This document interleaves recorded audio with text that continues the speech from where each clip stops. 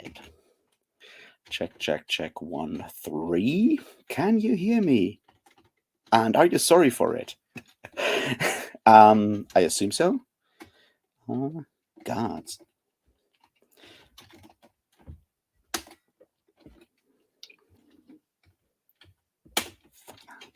All right. I'll just wait until I can read the chat, which may take a minute or so.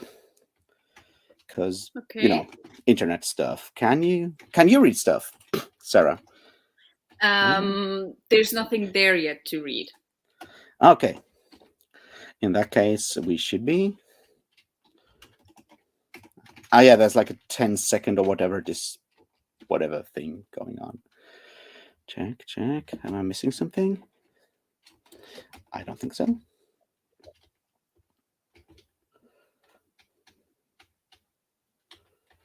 All right.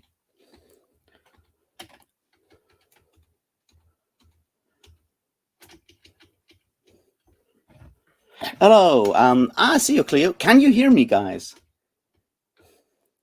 Very good, biggest. All right. Welcome back to the monthly Marxist Malcontent. And today I'm really happy because we and not just me. And I'm really happy for Sarah from Voyage Through Worlds to join me to be angry at the world and fantasy and things beyond that. You probably, well, if you don't know her channel yet, you should, because it's it's a very good fantasy channel that does not actually shy back from controversy or opinions, as some others may. And so if you haven't subscribed yet, you better do that. And with that, Sarah, you want to say something about yourself and introduce yourself to the audience. Also, I need to open the spear before we move any further. I'll let you do that. Yeah. Hi, I'm Sarah. I have had a booktube channel for a few years now, off and on. Somewhat trying to post regularly, like twice a week. Can't really manage that currently because of work. But usually what I do on my channel is I focus on reading adult fantasy, and more specifically adult fantasy written by women, by queer folks, by generally marginalized people. And also I like to make mainstream fantasy fans angry. That's how I would like to. Which is exactly what I personally support. Which is what I support. So I'm very happy we actually got to finally talk together on the same kind of video thing. Yeah. So yeah, welcome Jolene, Cleo, Joe. I don't know if you still exist if Sarah can't read your comments. That might be one of those philosophical things. I can read the comments now. By the way, I can read the comments now. I just realized I was in the wrong chat, so. Yeah, it's a bit, a bit of a hassle. So yeah, you like to make mainstream fantasy fans angry. I do approve of that, but what's your motivation with wanting to make people angry? I mean, for me, did you set out to do that, or did it happen? I mean, I'm not sure if I would say there's a specific motivation behind that. I think it's just that I am I'm a woman, so obviously the verb or adjective that I have to use is I am very opinionated.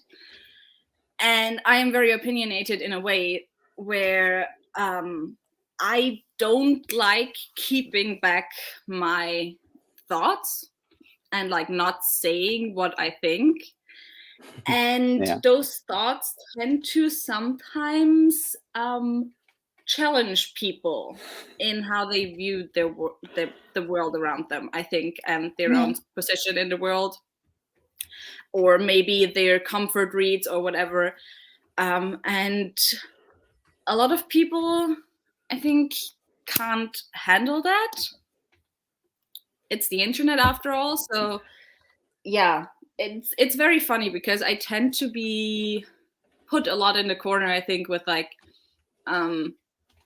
moral police and people moralizing. And I do think a lot of what I talk about is like ethics and ethics in writing and ethics in reading and whatever, but I don't necessarily want to talk about it in a good or bad way, but just here are all the nuances, and maybe you should consider some of those things. And yeah, because we live in a good and bad world, either something is morally good or morally bad. If you start criticizing something, then someone gets attacked because obviously you're telling them that what they love is morally bad. So we can't have that. I mean, I think there's like something to that goes deeper. But like one thing that I found interesting, there's a bunch of booktubers out there that call out individual authors for individual bad behavior, and I appreciate that. But I feel what often gets lost in that is something that I, as someone who would consider myself somewhat left of center, is like they're very much like ignoring the structural or systemic issues behind it in favor of just going after one specific person. And I'm like, you might want to actually look at why people actually go down that route. And that's something that I personally really appreciate with your content, is like that you're looking into like that systemic, taking that systemic view at things. Is that something you set out to do, or is that just something that happened because of your background in life, academia, and what else? I think both a little bit. I think, like, on the one hand, I do think calling out or calling in authors is very important. And a lot of times it's important to talk about, specific instances where an author did the bad TM thing or whatever, because a lot of people have, like, I include myself in that as well sometimes. A lot of people have issues when they talk about things in a very abstract way. So having an example of where you can talk about it in a specific situations, and this is how this situation was bad, helps.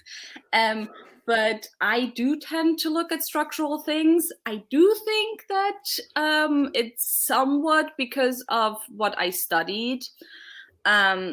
Although there's also a lot of people in my studies. For those who don't know me, I study social and cultural anthropology, and I study socioeconomics.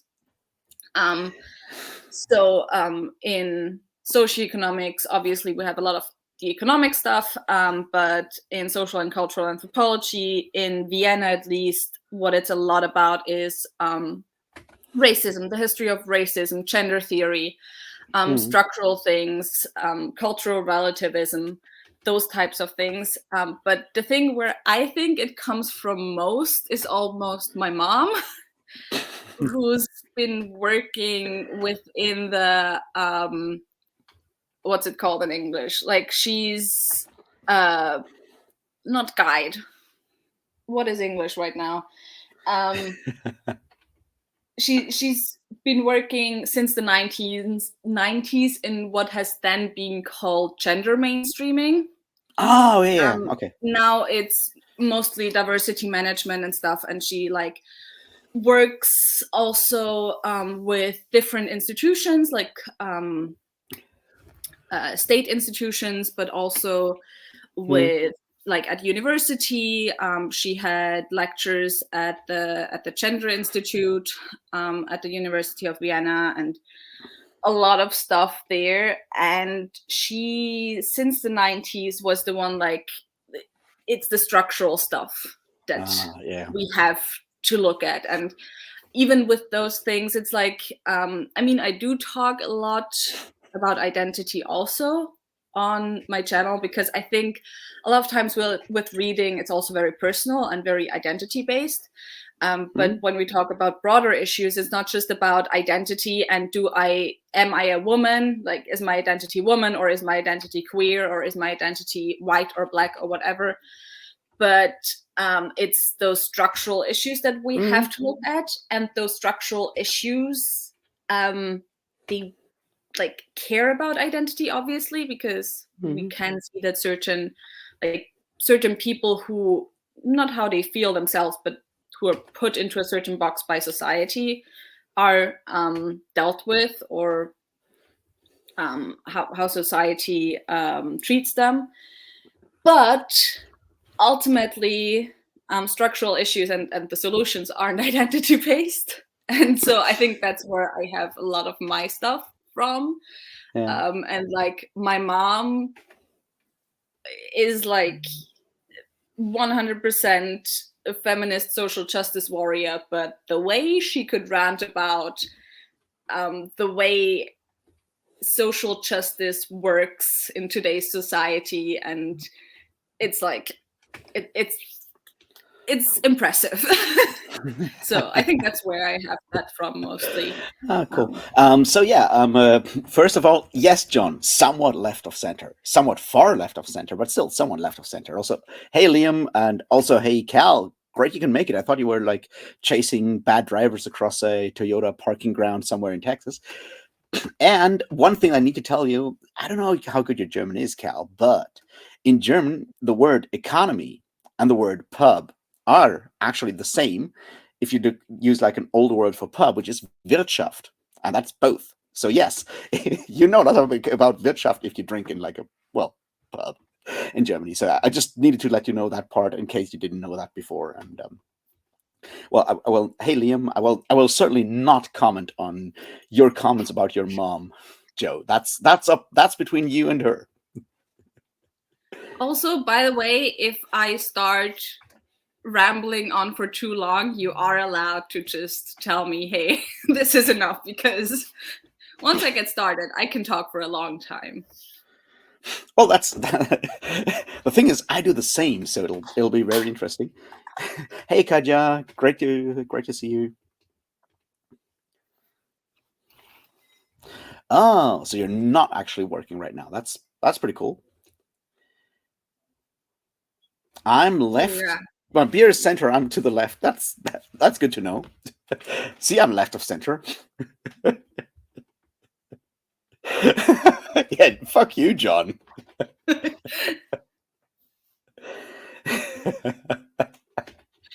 Sure. You have to, so Sarah, John is the one who actually made the thumbnail, so he's allowed to do these kind of things. Well, I mean, Yeah. he'll probably fight me if I if I say something else, but yeah. Yeah, fuck you, Cal. Of course. Yeah, of course it's much better than when I do, because I tend to ramble a lot. So yeah, so it's mostly through your mother and your studies and anthropology. Like, but that's like an interesting question that I found like fascinating that I've been thinking about. Is like, do you think the fact that you studied like something like anthropology and economics in like a more like humanities based course at university, do you think that actually influences the way you talk and think about books? Definitely. I wouldn't say that it came right away. It actually took quite a while, because I think when I properly noticed that my studies changed the way I look at books or I read books was like Mm-hmm. 2 years ago, 3 years ago, which was also around the time when I started. I haven't uploaded a single video in that series this year, and not one, like maybe one or two last year. But when I started my culture and fantasy series, video series, so it started out with world building a lot. So where my studies kind of led to me just being really unhappy with how 90% of world building is done in fantasy. Like even in books I enjoy, there's very, very few books where I'm like, okay, I read this because of the world building and because the world building is just stellar for me.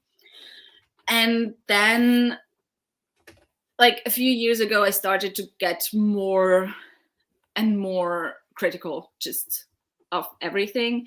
I would say social economics less so, because even though I study social economics, like the first few semesters and 90% of what we did was still very, very neoliberal, which is just absolutely amazing and genius. And this is sarcasm, by the way. Because at my university, the way it works is that I don't know the differences in English, but basically in Austria and I think in Germany as well, we have like Betriebswirtschaft and Volkswirtschaft. Oh, And yeah, I yeah. think one is like more business, a business type studies, and the other is an economics type studies, so national economics, macroeconomics, microeconomics, and Yeah, all that stuff. the one is about like how the market does actually solve every problem, and the others are allowed to question whether that's actually true. Yeah, exactly. And I study economics, so my bachelor's is economics and socioeconomics. And the first like 2/3 of the studies is like mostly economics, and then in the last third I can decide whether I want to go the direction of socioeconomics, and I do more the social stuff and like how organizations work and how groups work and social theory and all that type of stuff. And the other thing is economics, and we do more of the math-based systems, Yeah. econometrics, statistics, all that stuff. But even before that, we have a lot of stuff together with the business type bachelors. And they get most of the focus of the lectures that we do. So basically, the first thing that you learn in my economics, socioeconomics bachelor is the invisible hand of the market and Adam Smith and all that type of stuff. And yeah, I was really frustrated. I was frustrated a lot. And it just was amazing. Like, I was in one lecture where it was via Zoom, and one dude said something along the lines of, can't we say that capitalism raised or like is correlated or causes the rise in life expectancy? Because capitalism like started really being a thing in the 19th century, and that was when life expectancy started improving. And I was like, you can't say it like that. Like, I mean, first, correlation isn't causality. Yeah, correlation does not mean causation. That's true. Here's the thing: like, how many economists do you need to change a light bulb? None, because if the market wants new light bulbs, it'll change itself. Yeah. Yeah. One question that Cal asked earlier is like, can you actually read the chat, Sarah? Can I read the chat? Yeah, I can read the chat. I think you get like a 10-second delay or something. I'm having a hard time talking and reading the chat simultaneously, but I can read the chat. So yeah, Peter. Yes, I don't know if Peter F. Hamilton actually studied business, but he sure loves his like Thatcher Reaganomics style capitalism. I can tell you that. Also, he thinks that communism will lead to increased climate change, which I don't see. But when I said that last time, someone told me that they will never actually agree with me on anything afterwards, because apparently I'm in favor of communism.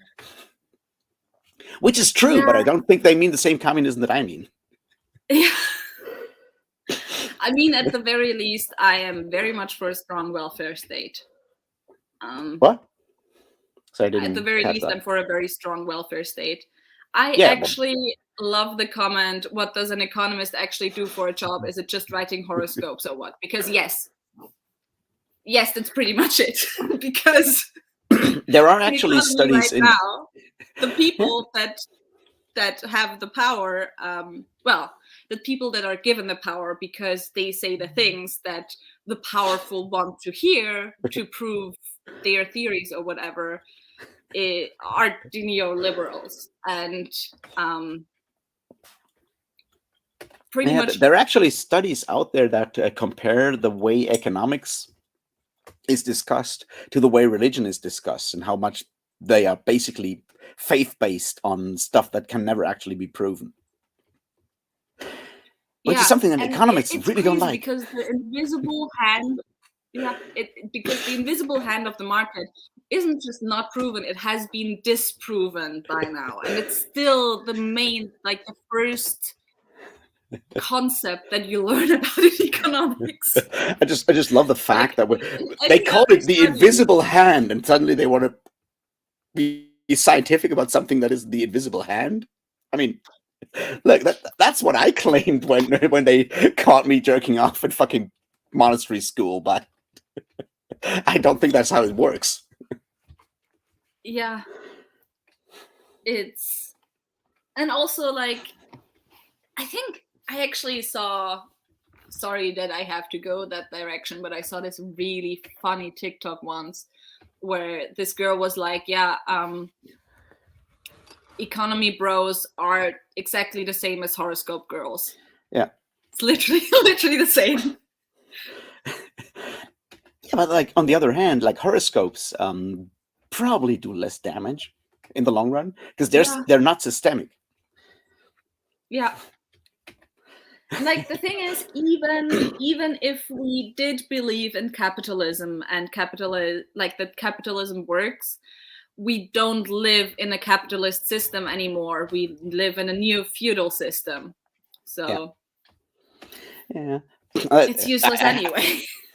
I am contractually obliged to actually mention the fact that Theodor Adorno wrote an entire book about the horoscope column in the LA Times at the time, and how that is an expression of the culture industry, and how people can believe something they don't want to know the basis of, and how they can still use that to order their lives, even though they know exactly that the basis is wrong, but they still use it to actually build their lives upon. So it's sorry, I just had to mention that because I'm contractually obliged to actually mention obligated to mention Adorno whenever I get the chance. Mention away. Yeah. Yeah. Techno-Tolkienistas. Well, John, I'm working on it. I've been training. I'll wake up and I read some dialectics of enlightenment, and then I'll get out of my room and I walk up the stairs, and then I run into Tom and I make an Adorno reference, and that's how I build up that skill to make Adorno references as soon as possible. It's almost like going to the gym just for like stuff that leads to like, oh, fascism is coming for all of us, which it is. It has to be learned. Exactly. Exactly. So yeah. Let's go back to that idea that the way you study, and I think that's very interesting because for me it's the same as like the way I studied philosophy and history is very much has very much informed the way I read books and the things I look at when I read books. And I feel, I don't want to say this as like coming off across as like elitist or something, but it's like after studying philosophy, it's very difficult for me to read a fiction book and not step back into that, like, why is he saying that? Why are they saying that? How are they saying it? Does this make sense? Like this analytical step. It's very difficult to get rid of that. And I can do it, but it takes effort in a way. And I think it's depending on what you study, that's very difficult to leave that part of our socialization behind and just go and read a book without thinking about what those dimensions that you add to it in a way. Yeah, it is. Yeah, obviously it is on the one hand elitist, but I also really get what you mean, because it's like when I read books and with world building, and a lot of times something is in the book and it could be just a minor thing or a little thing, but within me there's this little voice that's just like, that's not how society works. That's not how social structures work. This isn't, or in the case, I have to go in that direction, but in the case of, for example, when I last read The Stolen Archive and Brandon Sanderson, a lot of because and I do think that is like one of the big religion influences on his part. It's all so much like personal journey and like overcoming personal obstacles or whatever. And I had a really hard time reading it this last time because I was like, but it's not personal obstacles. Like Kaladin, No. yeah, you have depression, and that is in a way also personal, but it's also structural. I mean, when we look at our world, who are the groups that deal with depression a lot? It's marginalized groups. One informs the other, and like, you know, trauma changes our brain chemistry, and that can lead to depression and stuff.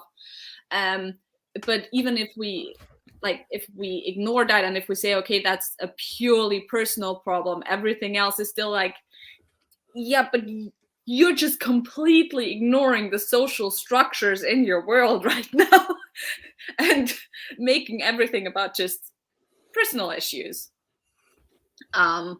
And it just like, it's just there. But on the other hand, you then also have really, really beautiful experiences when reading. For example, when I read the Dreamblood duology, and in the second book, it's probably just a really little thing for anyone else, Yeah. but there's this society that's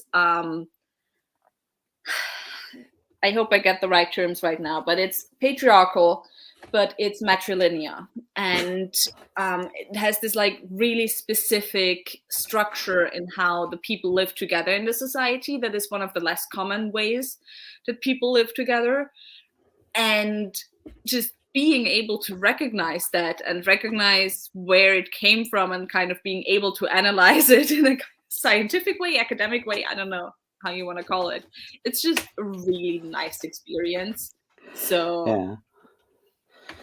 and that's pretty much what made the book for me in the end.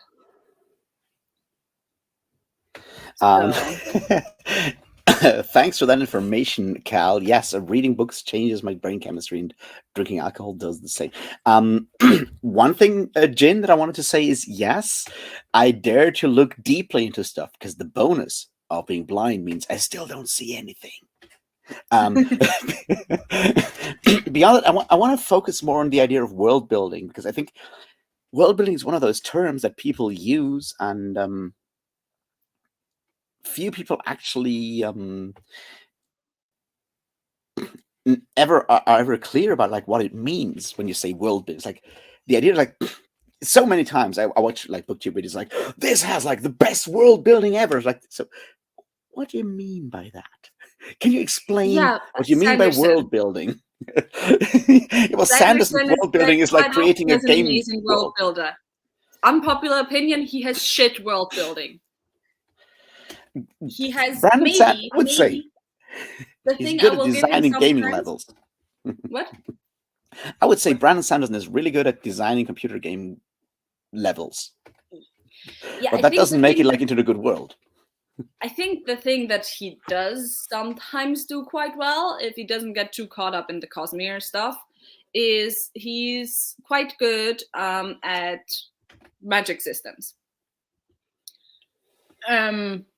But in terms of world building, and I think that's my issue a lot of times, that a lot of times when people talk about world building, it's talking about magic. And this book has a cool magic system. And that's not really enough for me. And maybe there's some different plants there, or some different physics or whatever. That's not really enough for me in terms of world building. And I think there's a difference for me between lore, world building, magic, and then making a world or a story feel lived in. Yeah. And those are all interconnected, but I think they are also different. So for me, an author doesn't have to have the most amazing world building and intricate world building or whatever for me to feel like the world has been lived in and like it's real, and for me to fully immerse myself into it. Then lore for me is, you know, what Tolkien does a lot, what George R. R. Martin does to a certain degree, when you basically have like centuries upon centuries of history it's the thing where, for example, Brandon Sanderson tries to be good at. He tries to make it seem like he has a lot of that. He doesn't have it, because when you look at the Stormlight, like supposedly you have like the thing with the what are they called, the heralds and the knights radiant and whatever, but you don't really know anything about that. And then you have magic systems, obviously, and world building for me is everything together, when it all fits, when you have the society that works, when you have the magic system that works with the society, maybe a little bit of economics in there as well. Like for me, an example would be the Greenbone saga, where a lot of that came together, because you had the thing with the jade, and sure, the jade stuff is a pretty basic magic system, but you really got the sense of how this magic system played with this specific place, and how this specific place then has its own place within the broader world. Not every country obviously was fully fleshed out. And then you also had economics that played a lot into it, which was my favorite part of the Greenbone saga. I'm also like, I feel like I'm gonna make people really turned off from the series if I say my favorite part about this series was the economics, and it was the discussions of should they buy investments in that other country right now. So yeah. Then another good example for me is Rook and Rose by M.A. Carrick, which isn't a surprise for me, because like one of them is an anthropologist archaeologist, and the other one is a folklorist archaeologist. So they really wanted to make sure that, you know, a lot of the things are sound, and you really get a feel for the different cultures. There's different magic systems. There's one that's a bit more scientific key in that direction, another one that's very magical, whimsical. So yeah, for me, world building is just a very broad term. Yeah. For a second, Cal, are you feminizing magic there, right there, with your comment? Anyway, I think beyond that, the part that I wanted to say that I find interesting and I want to point to is like, so China Mieville, despite all his faults and all the other thing, has said that the most revolutionary thing that Tolkien gave to fantasy was the idea of world building, of creating a secondary world, because it's actually revolutionary, because you could, in theory, build the world of your dreams. So the question is like, why do so few people actually do that? And why do we actually go back to, well, creating shit worlds most of the time, when we could actually build a utopia or do something very different? And at the end of the day, we don't ever do that.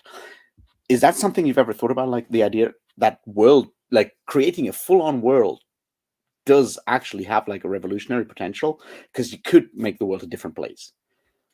Yeah. Instead of just making the same world just more, you know, grimy with more sexual violence, because we want to show how grimdark it is. It's one of my big issues, where I'm like, and I think that's the sad things in a lot of cases, because a lot of authors just add the bad things because the bad things are there in our world. Like they add the racism, they add the sexism, they add the sexual violence, they add the misogyny, they add the whatever. And that's not to say that I have an issue when those things are in worlds. I read a lot of books, and I love a lot of books that have different types of bigotry and discrimination and whatever. But a lot of authors just add those things and don't think about them, or how that plays into the world, or why they put those things there. And I'm just like, you literally can create everything you want. And you just went with reality and how shit reality is. And you didn't even add it to say something. It's just there. So it's just frustrating to me. I think like a lot of like what pisses me off about these kind of books, those kind of world buildings, is like, so you add racism, sexism, and all of that stuff, but you just add it as like window dressing. It's like, yeah, this is a grim, dark world. How do I show this? Well, people get raped. It's like, would you mind to explain why the world is that way? No, it's just shit. Yeah. And I'm like, I mean, like, also, I get it, but wouldn't that be like really interesting? Like, wouldn't it be really interesting to try to explore a grimdark world that is actually grimdark, but there is no sexual violence, for example? Like, and explore how it is that way and why it is that way. Not explicitly, but just implicitly by not having those things there. I mean, yeah, it's just, I had this comment on my video, on my sexual violence and fantasy video recently that, no, it wasn't actually on that video. It was on my 11th cycle rant. That was along the lines of, what was it? That if I say that certain things shouldn't be in stories or can't be in stories, then that means that I make stories predictable. And first of all, I find it always very funny that when I criticize things, even when I don't explicitly say something shouldn't be in a story, they always assume that's what I mean. It's like, no, I'm just saying I'm tired of this thing. But like, for me, sexual violence in grimdark is extremely predictable. Like, the argument doesn't even work when you look at what's out there. So yeah. See, there's a thing I wanted to ask you about your video on sexual violence, and I hope it's not going to, ambush you too much. But you said that it's, and I agree with that fact, that a lot of like sexual violence in fantasy books is written for a male audience, because a male audience needs to be told about sexual violence, because a female or female presenting audience knows about that, because you live with that fear constantly anyway. And I on the one hand, I'm like, yeah, I get it, I completely agree. The question is, in a lot of ways, I personally do believe that literature, like one of the strengths of literature, is to give us the ability to empathize and go into other places and see the world from like a different perspective. So is it a bad thing if, and don't get me wrong, I still believe that most of the ways it's done sucks, but is it a bad thing in principle if an author does show how terrible the world, how sexually violent the world can be for female presenting people to a male audience? I don't think generally it's a bad thing. And I think the issue is, and the trouble is, that a lot of male authors don't get the nuances of what it's actually like. And like, for a good example, I would say an example that I also said in the video, the Kushiel's Legacy trilogy by Jacqueline Carey. And the whole trilogy pretty much is a subversion of your usual heroic epic fantasy, because the hero is not a general, it's not a fighter, it's not a soldier, it's none of those things. The hero is literally a prostitute. Yeah. A prostitute who just happens to also have a lot of connections to a lot of the noble people in the world and to the royal family. And because of that, gets sent on diplomatic missions a lot of times. And Phaedra, the main character, does go through sexual violence. And it's shown as very real and a very real thing. And you go through that on the one hand as like through her personal journey, and you discover what it does to her, but also through Phaedra, it doesn't shy away from showing the realities of war and of those situations for women. You empathize with her, obviously, because she's the one telling the story. So I do think those stories are possible and very important. I just don't think that a lot of grimdark authors have that in mind when they write. Or even if they try to do it, like in the case of the 11th cycle, where I talked to the author and he was all, yeah, he only wanted to show the reality of that and like how tragic it is and whatever, and he didn't want it to be Well, that's what gratuitous. if you just go and like how tragic it is that women get assaulted, it's like you might want to look into like why that is the case. Yeah. Yeah. So it's hard because obviously it's a reality of the world, and I think especially in fantasy, fantasy is often the place where we can show reality in a way where it will be accepted and thought about.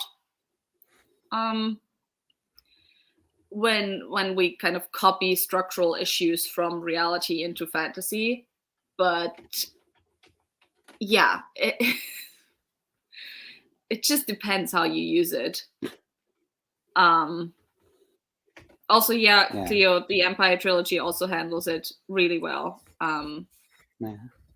I found it very interesting. So here's a thing. So like for spoilers for the Malazan people, it's a spoiler about something that happens in book 3. There's a thing that you mentioned in your sexual violence thing when you talked about the actual magician book by Raymond de Feist, and the idea that the sexual violence done to a female character is used as sort of the trigger for like a male character's like story arc. Yeah, and that happens in the 3rd book of Malazan. Yeah. But afterwards, and that's something that I appreciate. Like afterwards, Stephen Erickson has like since then been like very vocal about like, yes, if he would rewrite that story, he would do that differently because he does objectify the woman in that situation. It's like, yeah, she's just the trigger for the other character's arc, and that's not how you should do that. It's like, yeah. It felt like almost progressive back in the day, which is late 90s, when it's like, yeah, but no, wouldn't do that again. And I think that's something that I've realized, especially when it comes to like portrayal of sexual violence and stuff like that, is like how far and how fast we have moved in the last, say, 20-25 years. And mostly it's sad when you look at what happened before, but like a lot of stuff has happened so fast just within the last 25 years because communications and discourse have moved online, have become more international, and have probably become more democratized in a way where people that didn't have a voice in literary discourse in the 90s suddenly have a voice because we're online and people can actually use platforms like Twitter, YouTube, or whatever to actually make their voice heard. And the smarter, or at least the more empathetic kind of authors, do actually sort of listen to what people say and start thinking about that and getting those voices that had been marginalized just by the way how literary discourse was still very elitist and has been elitist for a long time. Yeah, I do think that we've come quite far, but sometimes I'm also just like not far enough. It's like almost in between, and I think for me that's also one of the reasons why I just tend to read books by women, because the amount of times I see people talk about books written by and mostly white cishet men, and talk about how women are described and sexualized in those books, even if it's not about sexual violence, I'm like, don't really want to do that. Like, yeah. So here's the thing that I found interesting about that is like when you compare, say, fan fiction as and fandom as an area where people from marginalized groups used to have, at least before big companies kind of took over the fandom space, like used to have sort of free run to express their needs and their their visions of a world in a way where fandom used to be back in the olden Tumblr days or whatever, used to be extremely open when it comes to dealing with questions of sexuality and questions of violence and so forth, from a more sometimes from a survivor standpoint, but generally from a more egalitarian standpoint than, old white dudes writing about sexual violence in books that get published by old white dudes and get edited by old white dudes and so forth.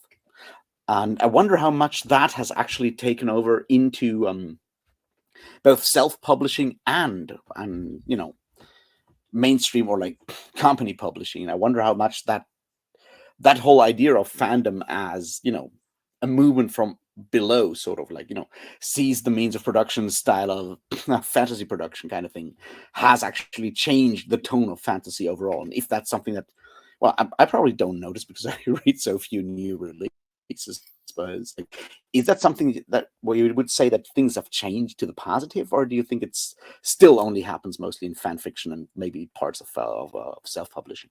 I think it definitely has changed a lot. I mean, just when you look at the new releases from, let's say, one of the big publishers, Orbit, big fantasy publishers, there's so many women and queer and non-white people writing and being published that it's like, I mean, obviously my feed and what I get is very, very curated.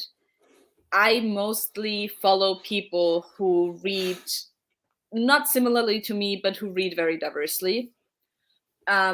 So that's what I get in. And I don't even see that many of the big new, like, Sanderson, John Gwynne type fantasy releases. So my views could be very skewed on that. But yeah, it has changed a lot, and also self-publishing becoming more accepted, I think, has changed the game a lot, because I mean, they are still influenced when you look at the self-publishing, what is it called, SPFFO? Is that what that I know what you mean. I just really can't get with the self-publishing fantasy award kind of thing. Yeah, that thing. That's SPFBO. That's what it was. Thank you. It's still, what I see of it is still very white and male. And a lot of times, like, I every now and again get those tweets across my timeline where it's like 2 stacks of fantasy books, and it's like, which of those 2 stacks would you choose? And I'm just like, honestly, neither. They look boring as fuck to me, because it's like John Gwynne and what's his name? It's up there. Anthony Ryan. That's what it was. I don't know anything about Anthony Ryan. I know all right, for a second, it's SPFBO, the self-published fantasy blog off, says JCM Byrne, who has been a participant and unjustly dismissed way too early or something like that. I agree. Beyond that, why do people think John Gwynne is a good writer? I just don't get it. I don't know. But I mean, people very angry but saying he's not. Dumb as fuck. John Gwynne's books are paint by the numbers, reenactment Viking fanfic, and that's it. And it's bad. Yeah, you can see character twists coming like 10 chapters in advance. Like, oh, we have these like pseudo like animal possessed people. This guy's called Varg. What's his animal gonna be? I wonder. I wonder real hard as I stroke all my Nazi bores on records and figure it out. Anyway, it just pisses me off. I don't know. The fact that people think John Gwynne is a good author annoys me. He might be a nice person. I don't doubt that. I think he's a fan of what he does, but that's good. My review of The Shadow of the Gods is singularly responsible for the terrible likes to dislikes ratio on my channel. I think I have like a 12% likes to dislikes on that video. So yeah, it's fun. Um, but that's like, yeah, okay, that's interesting, Joe. Wait, the SPFBO admits the first 300 who sign up. Like, that's like, yeah, I guess it's democratic, but also like, okay. Have you figured out like at what time you start this? Like people in which time zone get like the heads up? yeah, it's Wait, especially John since Gwynn is like there's Irish? so many self-publishing people.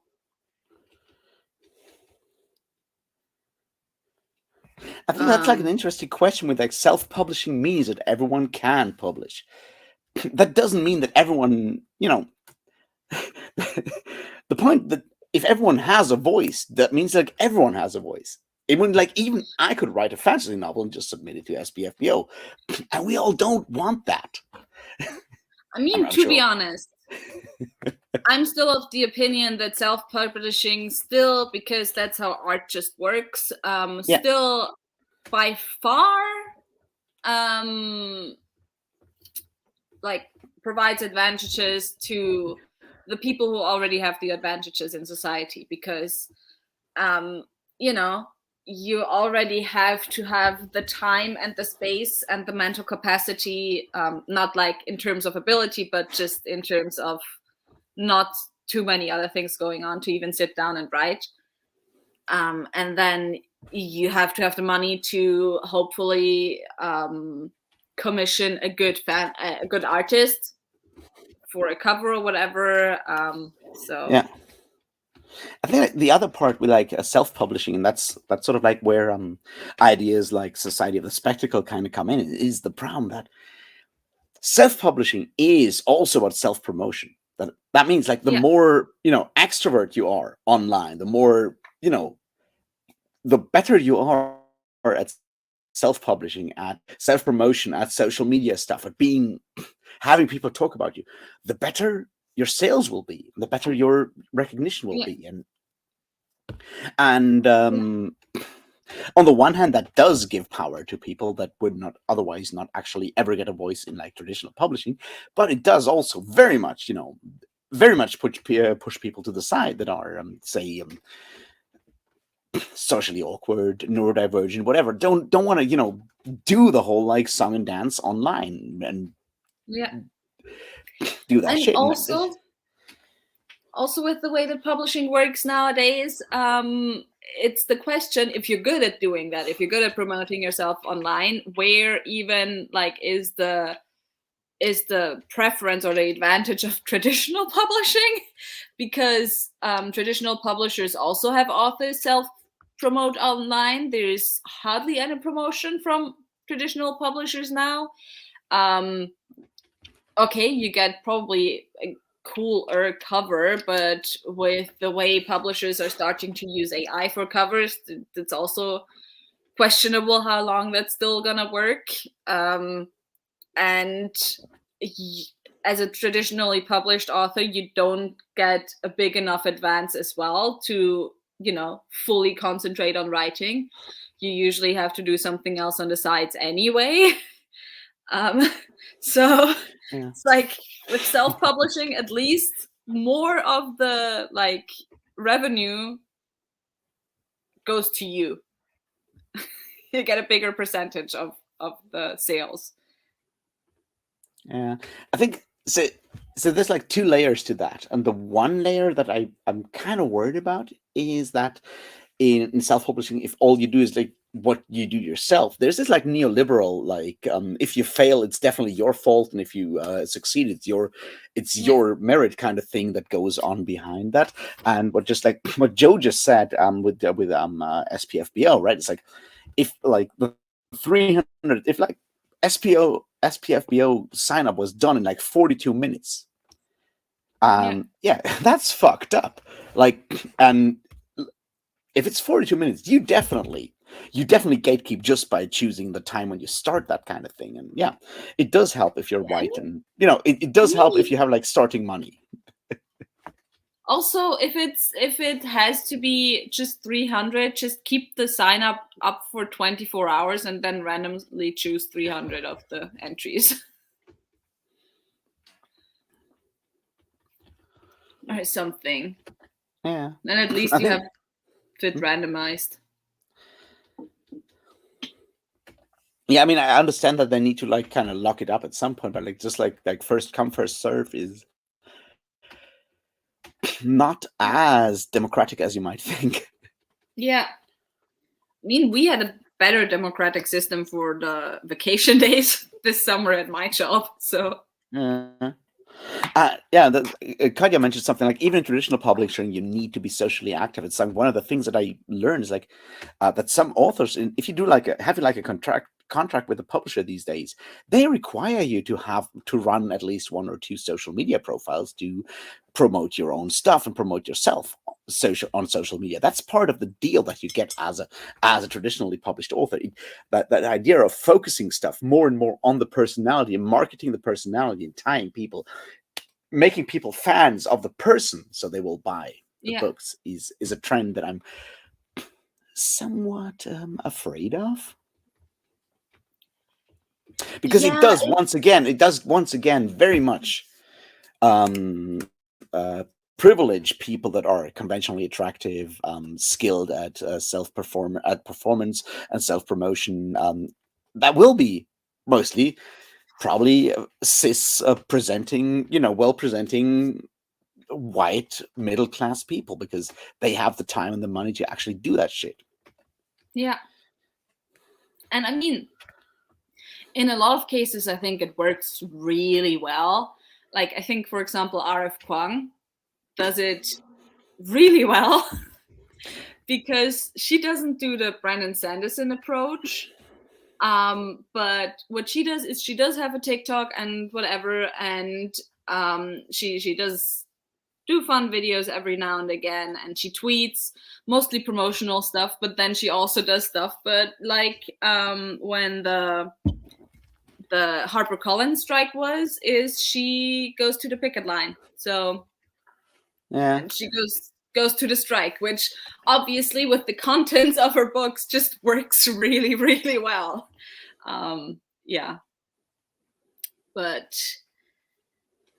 it's difficult and it's hard, and it's just, it kind of disables us as reviewers to a certain degree, because we can't talk about the book anymore without talking about the author.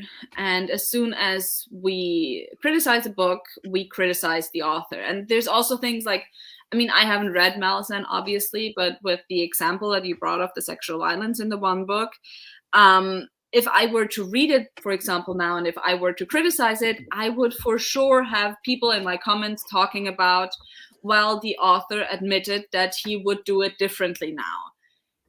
Yeah, well, I'm not talking about the author, though, and I'm not talking about the author and what he would do now or what he would do differently. I am talking about the book.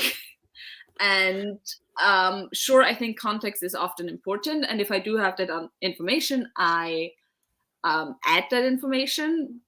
But I'm still mainly talking about the book, and this thing isn't a book, so it doesn't really matter what the author said. Yeah, and see, that's part of the problem, right? Is that we have moved. That's part of like how marketing works these days, right? From what I can say as a non-marketing expert, it's like we try to actually build that like parasocial identification between people, like readers and the author, like fans and the author. So like any criticism of the work is perceived as criticism of the author, and as such as an attack on the people that support that author, which is not how academic discourse works normally, right?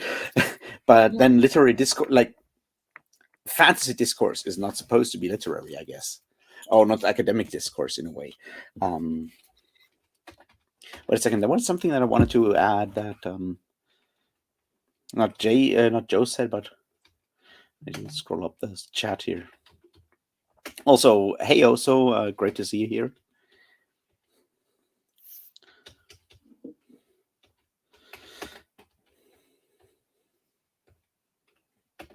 God, I'm slow. Oh, my screen reader is slow. Um,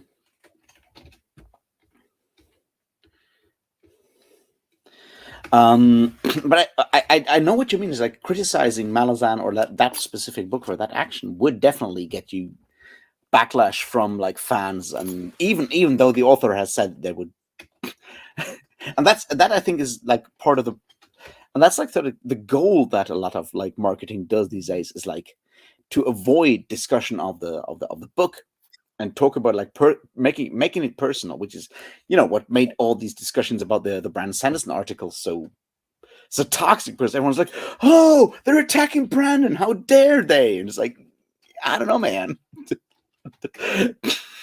Like, why do you care what happens to a fucking millionaire? Yeah, that.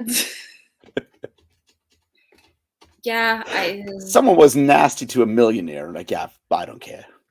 Really, really sad. He's probably crying in his castle right now with his personal cinema and his stained glass windows. It's those tragic. fucking stained glass windows. Why does every article always come back to those stained glass fucking windows, man? I mean, not gonna lie, stained glass windows are pretty cool. Also, why do you put them underground? They're underground stained glass windows. Someone needs to explain the use of windows to a world builder. I didn't even hear that they were underground stained glass windows. That's even more useless than putting underground windows. There's stained glass windows on this underground tunnel from his cinema to the other building. So they're underground, and someone has to look at them. They're not actually windows. They're just like sheets of stained glass. Because someone needs to explain to world builder, master world builder Brandon Sanderson how stained glass windows actually work. It's even worse than underground windows. Because, I don't know, maybe you want to look from one room to the other, but with stained glass, you want the sun and the light to show through it, right? Yeah, well, I mean, I don't know. Maybe someone needs to actually show him an actual cathedral so he understands how that shit works. Probably don't do that. Probably he's not allowed to go into one as a Mormon. I'm sorry. Well, as long as they sell coffee in those places. Oh, no, they have wine for communion. I guess he's fucked. Yeah. It's John. Well, I hope you keep your guillotine well oiled. Yeah, my little sister recently had to learn about the French Revolution for history in school. And she was very terrified when I showed her a picture of a guillotine and how it works. She was like, Joe, what? They chopped their heads off? I'm like, yeah, they put them in there and the head just flies into the basket. That's how they work. Let's see, like, Joe, 13, by the way. I think it traumatized her. Who? Sorry. She's distracted. 13, so. That's maybe a bit early, but yeah. Yeah, I think like Kickstarter and stuff like that can do stuff for like marginalized crew communities. What you said there, JCM, Joe, with like Black comic book creators and stuff like that. I think Patrick Plugo is probably the person who talk about like how self-publishing graphic novels and stuff from like a marginalized background does work. I think it does do that, but it's important to understand that it also does that on the fundament of being good at performing. And sometimes you may have to perform your marginalized status. It's like the one thing that I sometimes have struggle with RF Kuang. It's like RF Kuang on the one hand is insanely privileged because very few people get to actually study at places like Oxford and Cambridge and shit like that. And she then also does talk about, and I think that because I'm trying to be nice, I'm like, yeah, the one thing doesn't cancel out the other. You can be marginalized for, being very much not completely white and still be elitist, part of like insanely privileged by being allowed to, study at Oxbridge or whatever. But it does kind of, it's important to be aware of that weird like dissonance there. And I think that sometimes gets lost in the noise, where it's like, yeah, how dare someone who actually studied in Oxford talk about like marginalization? It's like, I don't know, man. They can still be marginalized. They should not say I'm poor or whatever. It's like, those are two things, and I think she tried to tackle that in Babel. It didn't work for me because I really, really did not like her style. But that's a personal thing. Yeah, But I think I it's think important to be aware of that like dissonance in her position, and she does at least try to tackle that. I think for me, why there isn't necessarily a dissonance in her position is because she does not necessarily position herself Hmm? as like she doesn't center herself around her identity and doesn't necessarily position herself as a person as marginalized. She often talks about how great her life is and how privileged she is. I mean, Yeah, she's 23 or something. She has 5 books published by a major publisher. She is working on her doctorates right now. But what she is talking about is R.F. Kuang is very often, I mean, in the Poppy War less so, which is why the Poppy War, the first 2 books didn't work for me. But in Babel, at least, she is talking about systems. She's yeah, not talking about the individual people, she's talking about the systems. That's also why for me it works that the characters aren't the most fleshed out, because those characters pretty much are just stand-ins for the message, and they're just yeah, the way to get the message across. And you have the different ways where the different identities are impacted by the system in different ways.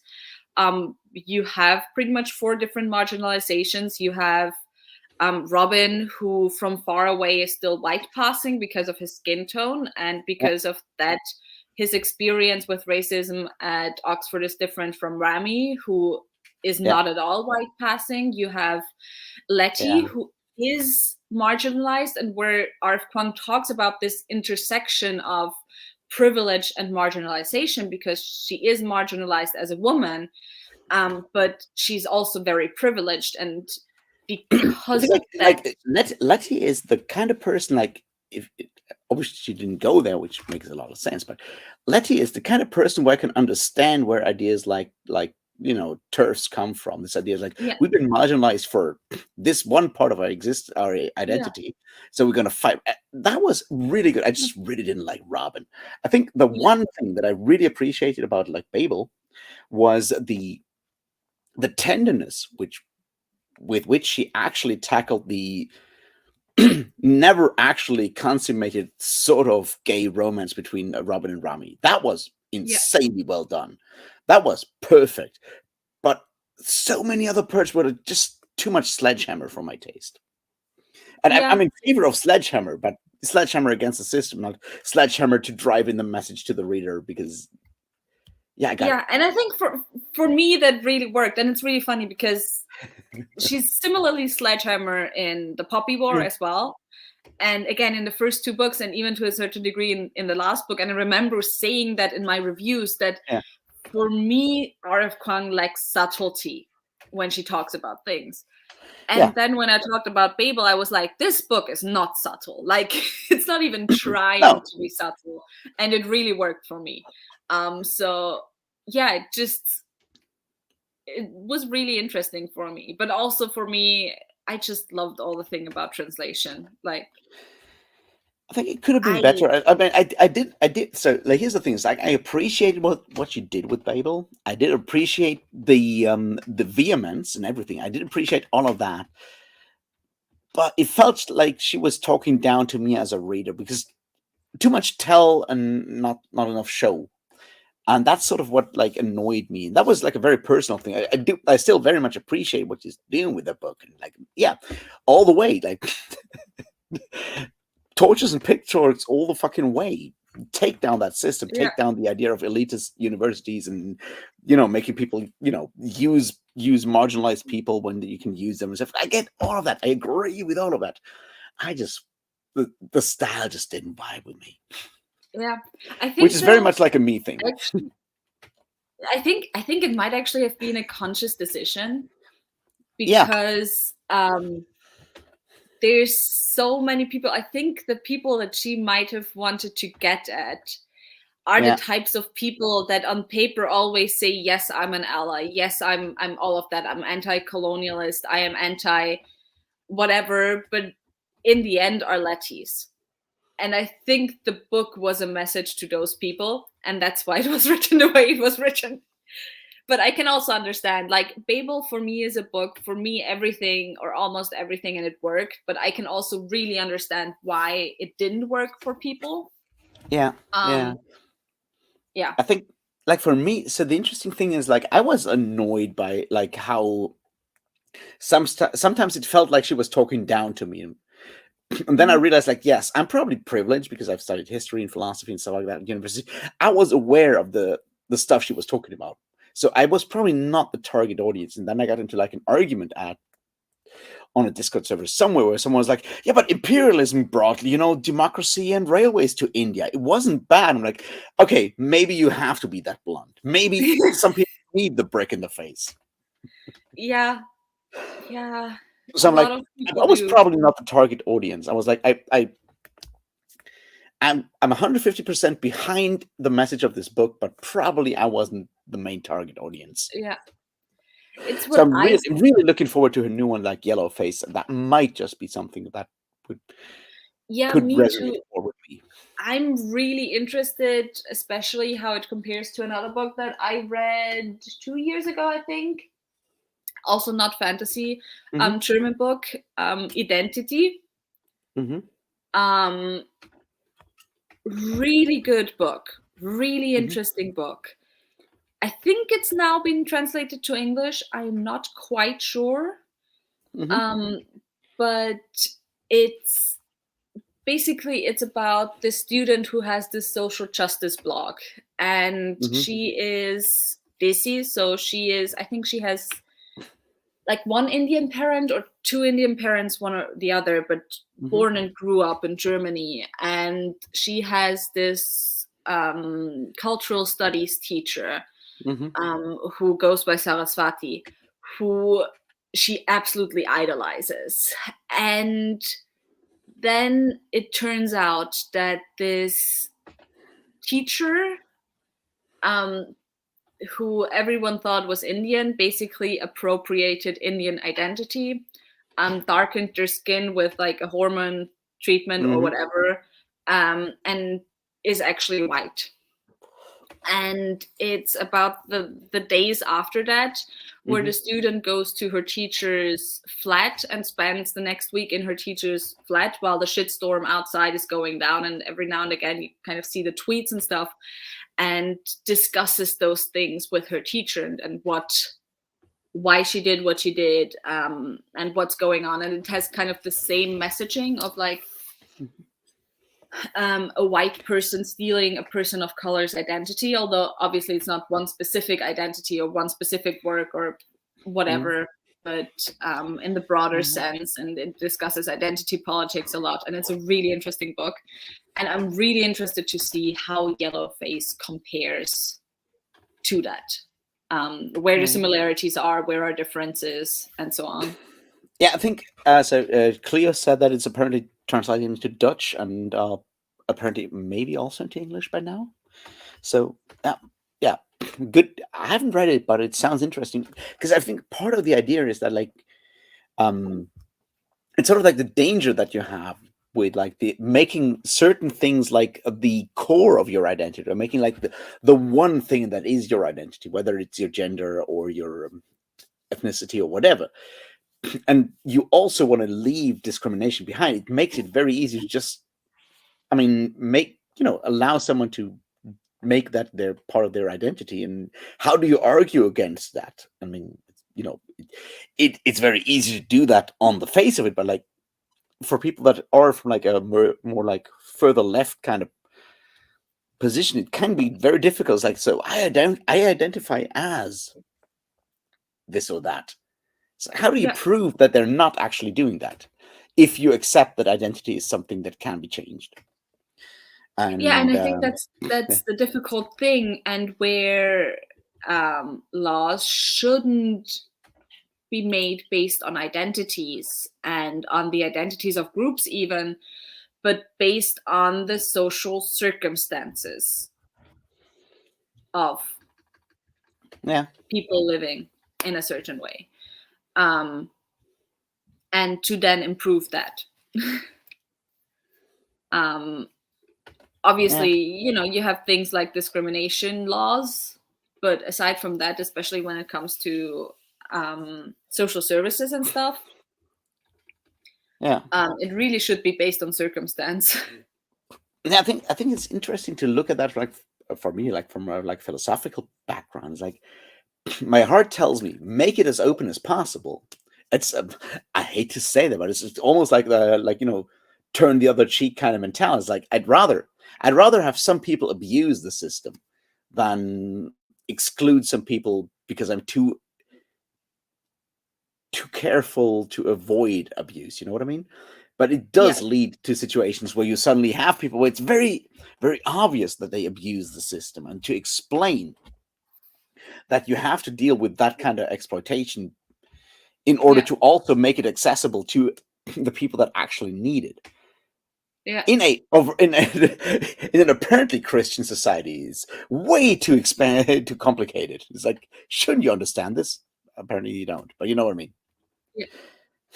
Yeah, definitely. Also, there's the comment, if I just came out against affirmative action. And affirmative action is when you have like people from certain identities get access to universities in America, right? If I understand that correctly.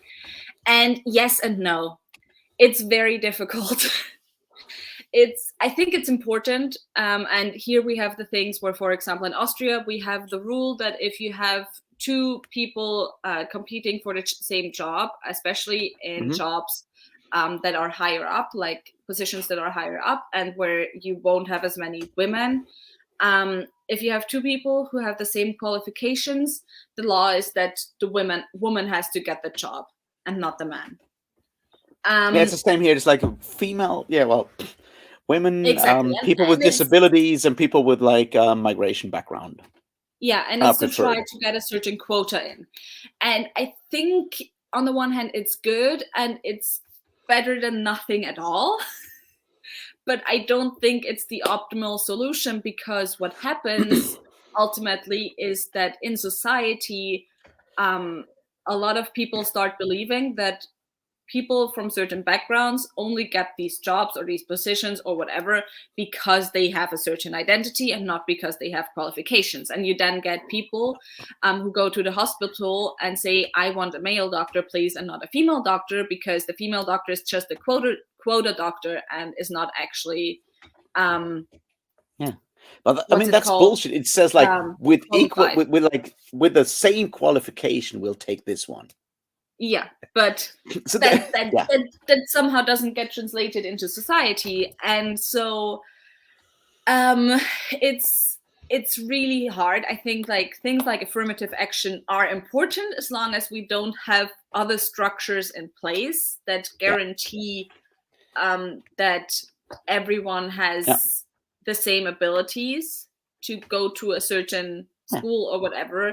But I don't know how it is with affirmative action, but I recently saw an article where it was like, the thing that happens is that you don't get, for example, Black kids from poorer neighborhoods that then get to go to those elite universities. No, you get Black kids from rich families, and it's still ultimately the thing. While I do think all identities are important and intersectionality is a thing, ultimately the main identity divider is class. So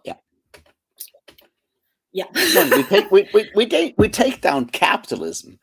We basically take down patriarchy with it. That's sort of the idea. But I think, so here's the thing: is like with affirmative action, I want to live in a place where that's no longer needed. But until we've reached, that place, I'm very much in favor of actually using the sledgehammer, because For fuck's And as sake, long, we've been doing the other way around for like centuries. We can deal with yeah, you know and as long as there aren't any other better people. structures in place, I'll take what I'll get. So Yeah. I'm not against affirmative action, but I wish I wish that there was something else. And there's like, ultimately, it's, I think, something in German I would say it's a Toastpflaster. I don't Yeah. think it's like, how do I translate it into English? Um, I think it's what they usually call like a participation medal, yeah, which is already yeah, tainted something like politically that. because it's a Trostpflaster is less politically weighed in German than the participation medal is Yeah, in the current culture war. But it's like the kind of things like you get this because you don't get the main prize. yeah, and ultimately, I think it doesn't necessarily change that much. No, no, no, I don't think it helps change things on a structural level. So no. So here's the thing: I think, like on a structural level, it might slightly change things if you use affirmative action to get people of different backgrounds and different identities and so forth into positions of power, where they can then, ideally, yeah, use that to get, give a leg up to people of their identities and so forth, which is sort of what white cis men have done for like ever. The although problem to is, be of course, honest, like that you have these people that like, I broke the glass ceiling on my own, so everyone else can do it too. Yeah, fuck them. I'll just give a yeah, leg up to and white then cis male anyway. I was at this talk at the Leipziger Book Fair Hmm. where it was about solidarity or something, and who do we Yeah. show solidarity to? And one of the people talking there commented that the current parliament in London, in England, basically perfectly shows that identity politics isn't true, because like the prime minister is busy, and I think also the was it the like what's it called, foreign affairs minister, she's also a woman of color or something, and has like worse policies than anyone before her. um and I was just whispering to myself, no, it 100% proves that identity politics exists, but again, that the ultimate identity is class. Yeah, and that's part of this. Like, people think like, oh, just because you're part of a marginalized group, you have to be left progressive. It's like, no, that's not what it says. It just means that people of those marginalized groups should have a chance to be dickheads as well. Yeah, yeah, And then we can exactly. still go and punch them, but you first need to give them a chance to be a dickhead. Yeah, it's like, at least it's not a white cishet male dickhead or something. Small wins. No, we just got like a bigger stage to be dickheads. But I think it's like the distribution of general like dickheadness is fairly regular across all possible identities. Yeah, But I think like that's like sort of like the issue that I sometimes have with identity politics. Not in a let me phrase this in like a positive way. The issue I see with discussions around identity politics is that by focusing too much on certain identities, especially like masculinity, femininity, or whatnot, is like you're very much simplifying the idea of identity because, unlike as a white cis male, hetero cis male, I'm definitely privileged. Like I didn't have to think about masculinity ever. It's just like what happened when I just wake up. I wake up, I perform masculinity without thinking about it, and now I have to think about it. But like the point is, like identity is so much more multifaceted. It's all the other things we do, and the more we actually take those like one, two, three like core like gender, ethnicity, one or two other things, like the more we make them like the core of our identity presentation, the more we're actually um becoming, you know, losing our uniqueness, and then getting losing all the options for us to actually deal with things we can control far more, because there's a limit to how much I can control my ethnicity and how much I control my masculinity and stuff like that. That's very limited by physicality, but like other aspects of my identity I have way more control about. And by reducing identity to just like race, gender, or whatever, we're taking away that power that people have to be like who they are. And I think that's, on the one hand, it's important to use those core, not core element, that use elements like ethnicity and gender and stuff, because they're used as mechanisms for discrimination and marginalization. So we need to talk about those. But at the point where the positive performance of those is made a core of identity in general, we're kind of taking away people's ability to be individuals in a way. If that makes any sense. Yeah, it does make sense, but I think the problem is that though that certain individuals' freedom to choose their own identities has already been taken away, because there are certain identities where when you move around in the world, you're not automatically seen as that identity. Yeah. I think, like, generally in society, white men are not necessarily perceived as white men when they walk around. Like, Yeah. that is not something that plays into interactions with other people, at least not for them consciously. Whereas as a woman, when you walk around as a white woman, it's less than as a white man, obviously. But as a white woman, I am, like, my whiteness is not necessarily something that is actively perceived when I walk around, but my femininity, or that I am a woman, is something that is actively perceived. That is a label that is tacked onto me automatically in society. Yeah, and that was super interesting, because I've been starting to reread Simone de Beauvoir, and I'm like, there's a reason why she says like it's the second sex. It's like, and I think it's important to understand for people like me who have like all the privileges. I don't have to think about masculinity. Masculinity is basically assumed. I can just be myself, don't think about that stuff. And the fact that this has been broken up by gender politics of the last, say, decade or 20 years or whatever, people suddenly have to figure out what it means to be a man, or if they want to what masculinity actually is something that we never thought about. It's just like how we were. And the problem is that people, the answers that people find are unfortunately the wrong ones, but that's that's pretty much where critical whiteness studies comes from. Like, critical whiteness studies is literally just people being like, okay, let's not study blackness or whatever. Let's study the thing that's seen as the norm. And obviously I am very hypocritical, because I say I hate identity politics, and I especially hate them in politics. But I use a lot of the terms in identity politics when I talk about books or when I choose books.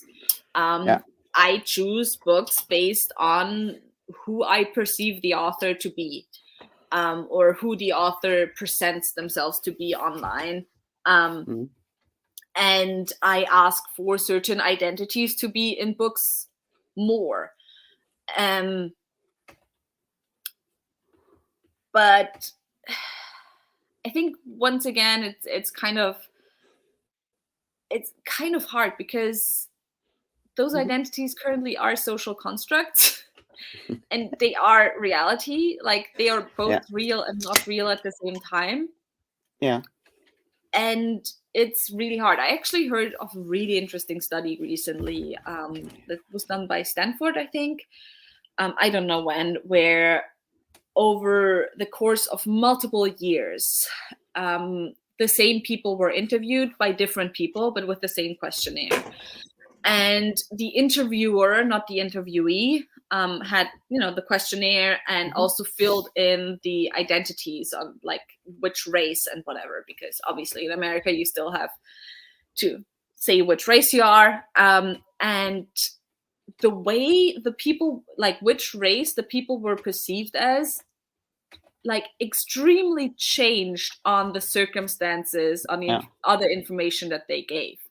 Like the Hmm. same person would be perceived as Black if they Yeah. said they were homeless or without work or had a criminal record, while if they said they were successful at their job, they would be perceived as white. The exactly same person, or like were more likely to be perceived as Black than as white in certain circumstances, and the other way around in others. Yeah. Quick So one for a second. Cleo, that's a very interesting point about disability. Would you like to be like come on for the next time we do this, and we can talk about disabilities and stuff, and how people perceive our different disabilities? I would love that. No pressure, though. You can totally say no. No, you can say no. Like, just message me later on, like Discord or whatever. I just thought like it might be interesting to have your perspective on that and my perspective on that, and have a conversation on that in the future. It doesn't have to be next time or whatever. I just feel it might be interesting. I would love And to since you hear that. just since you brought it up, I'm like, wait, I got an idea. I need I to do support something this. before I forget it again. I love that conversation between Joe and Oso about the Earth sign. Does Peter, that on the mean point, also that you love to eat like a lot of like salmon? I assume, or at least shrimp. Peter, on the point that most of us never really interact with people outside of our circle. I mean, on the one hand, that's true. But on the other hand, our identities a lot of times aren't defined by the people that we do interact with on the regular, because for those people, they know us. They will not judge us or like interact with us, ideally based on arbitrary identities. But the people that our identities are defined by in society are the people that we don't interact with regularly, but that we just meet in everyday life. I think like the problem in part is exactly that we do have like made certain aspects of our identities as like the things we fight about, which makes sense because we're fighting about racial equality and gender equality. So you make those like core elements of your identity, but like in a daily life, do you wake up as like, how do I feel as a woman today? Is that something you think about? Oh, like you don't have to answer. I just like, is that something you think about? No. Yeah. I think there's people who think about their gender a lot more if they're transgender, for example. Yeah. But there's a dissonance there, so that's makes sense. For me, I don't think about it regularly, but Yeah. it does come up. Oh yeah. In the way I move Yeah. through society. Like there are situations in everyday life where it's like, would I have been treated the same right now if I was a man? Oh, that's a funny story. I have to tell that, and then I'll come to the point that I actually wanted to make. So, like recently, I bought a box of beers and I was carrying that box of beers out of the store. And I'm carrying a box of beers. I'm using the stick because I'm blind, and someone from behind me, and I'm almost female presenting from behind, and they're like, "Oh, do you need some help?" And I turned around. They saw my beard, and they're like, "No, I guess you're fine." And they're like, you're definitely like weighing up like ableism against sexism in this situation right there. Yeah. Because I'm like, you're like, if I apparently a blind, like a completely able-bodied woman would need someone to help them carry the box of beers, but a blind dude can totally do it. Yeah. Now, yes, I can, but it's the assumptions that like go into that. Yeah. And of course we have to often make judgments. I mean, I had a talk about that recently in like at my work. For those of you who don't know, I work at a museum. I work as a museum guide, and we mostly have school classes. And obviously, I don't individually judge or treat children differently based on who they are or who they appear to be. But a lot of times we do have to consider those things, because when I'm up in my office and I see, okay, there's a school from this district, and I know, okay, there's a lot of children who maybe have German as second language in the district, or who maybe have parents who aren't first language German speakers, a lot of children from like not rich backgrounds, like not even migration, like backgrounds of immigration or whatever, but just there's certain districts where you have the rich academia parents, like the parents studied and the grandparents already studied, and like those types of, like, the children go to certain types of schools, and then you have other schools where you know that, okay, those children aren't more stupid than the children in the other schools, but they don't have the same resources. They don't have parents with the same backgrounds, and with the backgrounds where they can help them a lot in school. They have parents where the parents have to work more, where there's maybe not stay-at-home moms that can give them a lot of attention or whatever. And so when you see that there's children from those schools, you're gonna have to make decisions. Okay, am I gonna make the guided tour exactly the same way as I did before, or am I maybe gonna, like for that other school, or am I gonna prepare to maybe make the info a bit more digestible, a bit more easy. So like that doesn't mean that then I can't still also adapt again if I notice, okay, actually that school is completely fine and the children are completely fine and can follow me more easily.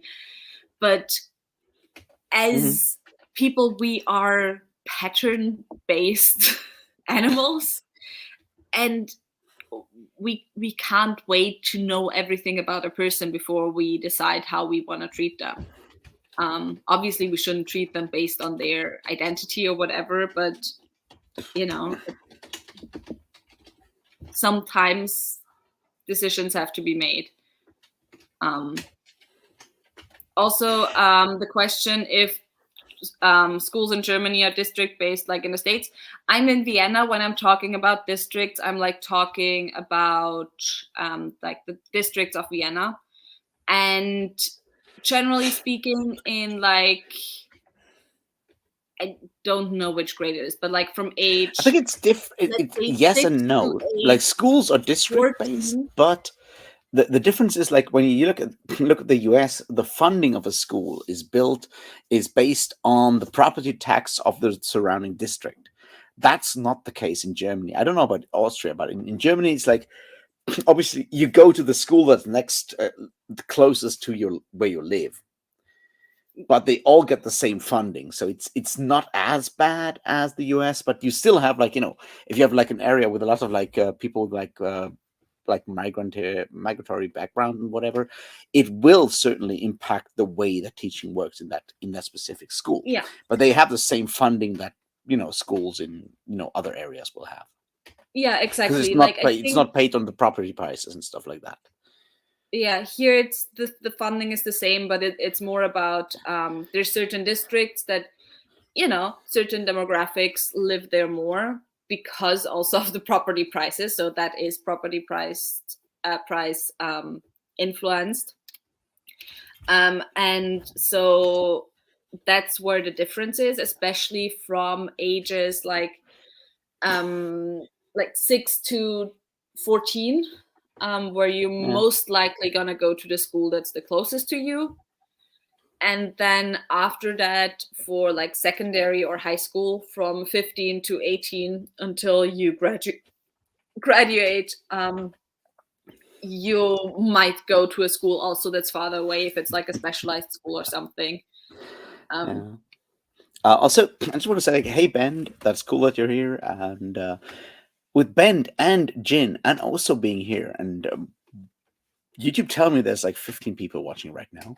That means like 20% of the people watching right now do have like a Native American background. That's like 20%. That's like insane. Just saying. Probably Just better than realized that. most other lives.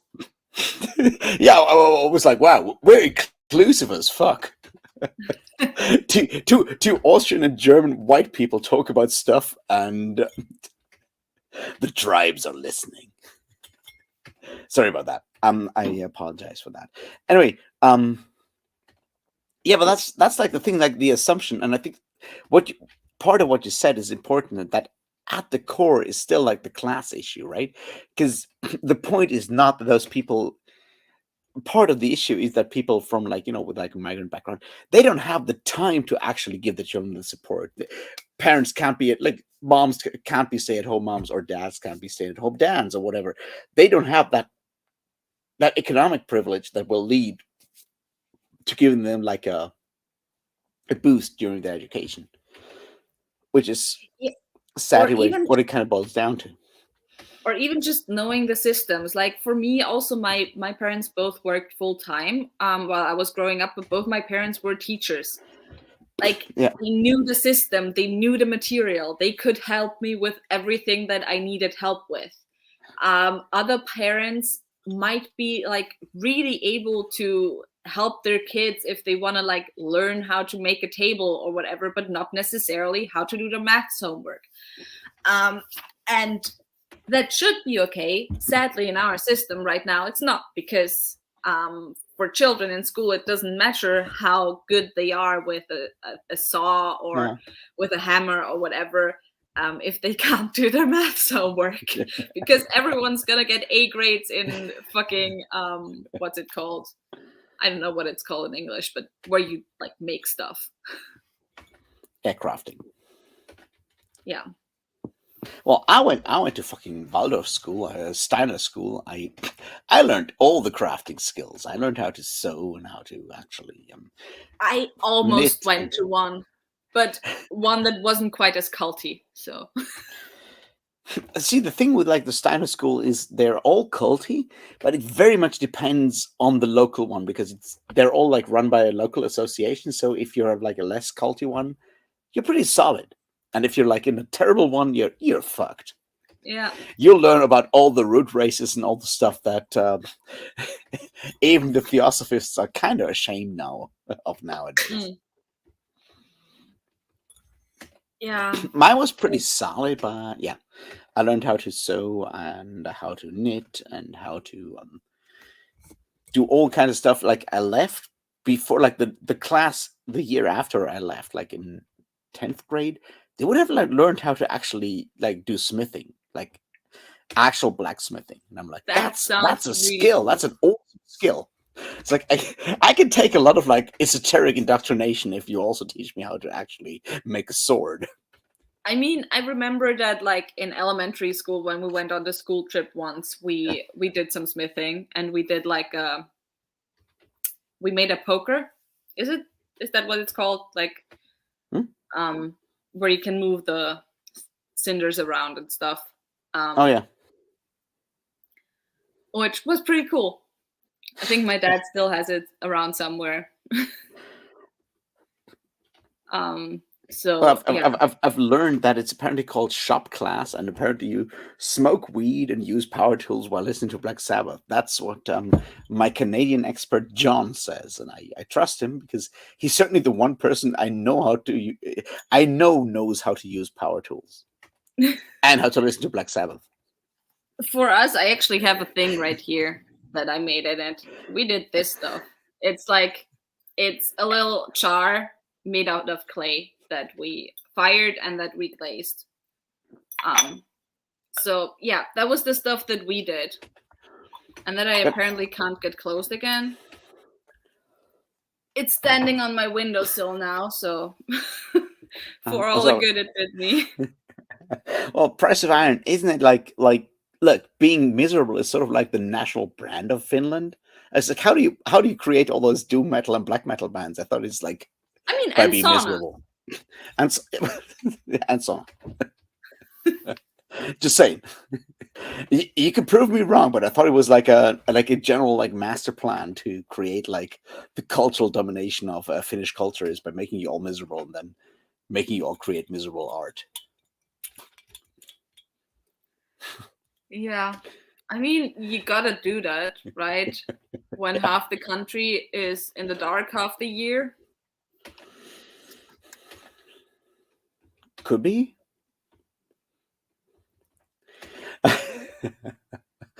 Anyway, I feel like we're slowly running out of steam here. Yeah. Which once again, like, first of all, thanks for actually coming on, Sarah. That was like a lot of fun. Yeah, anytime again. Very good. I hope those of you actually watching this had fun as well. And at the end of the day, yeah, I don't know, go fight the system. That's sort of like what you should take away from this. Yeah, always. And I have to finish that. I have to finish that fucking Arthur video.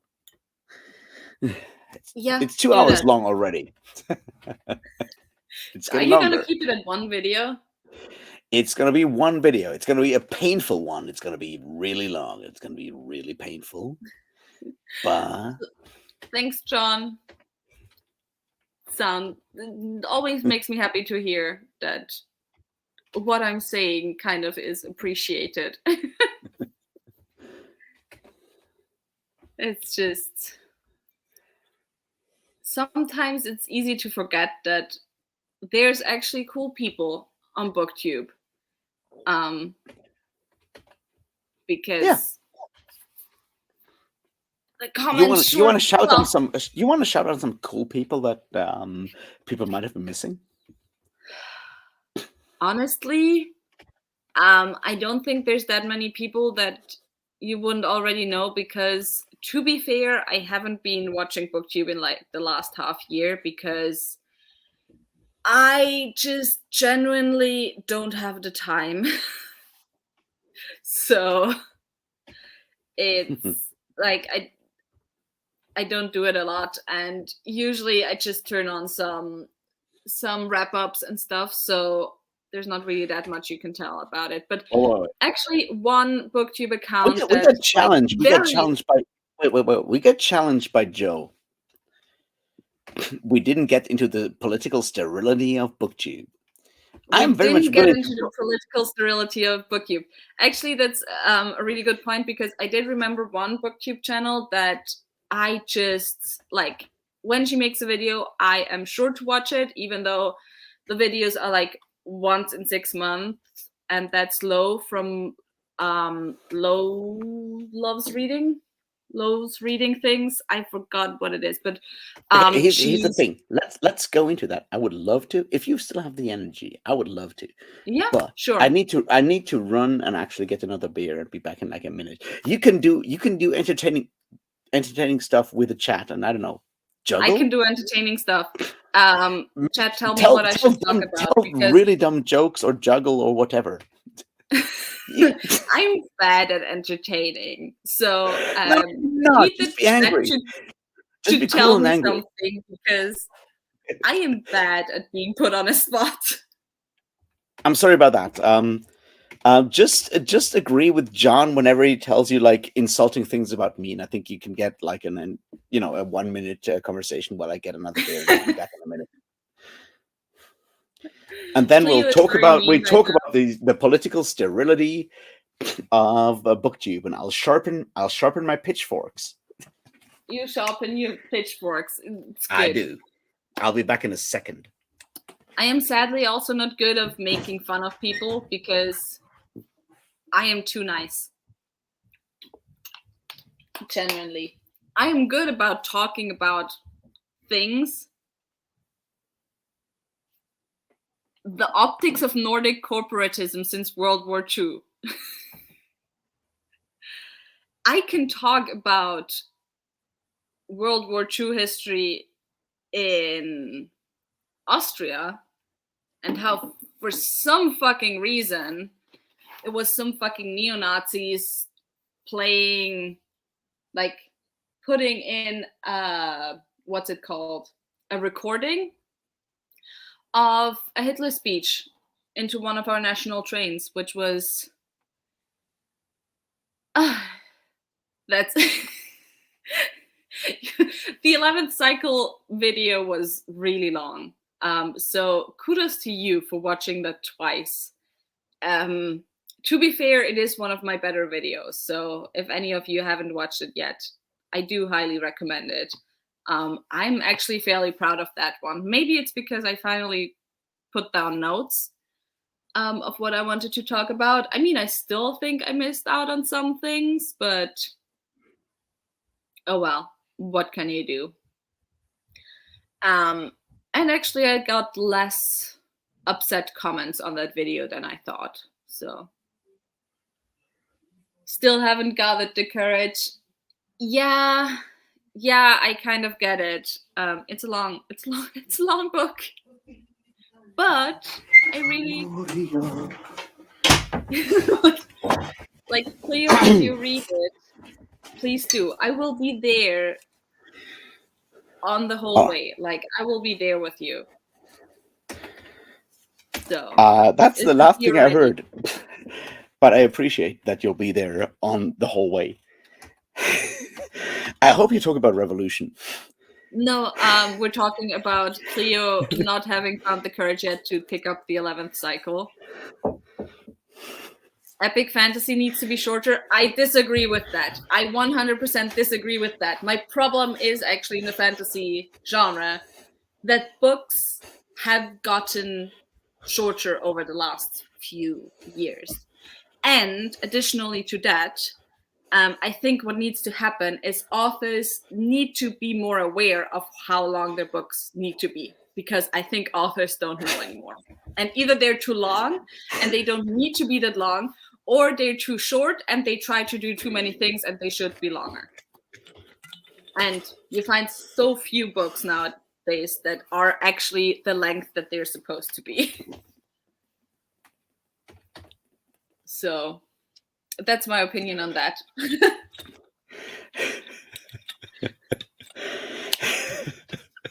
Also, JC and Byrne has declared his devotion to your channel by now. I see that.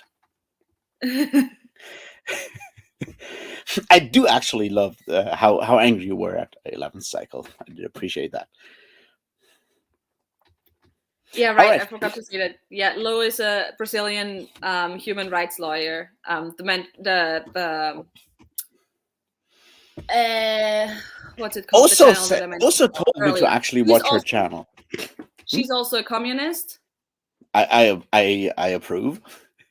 And she also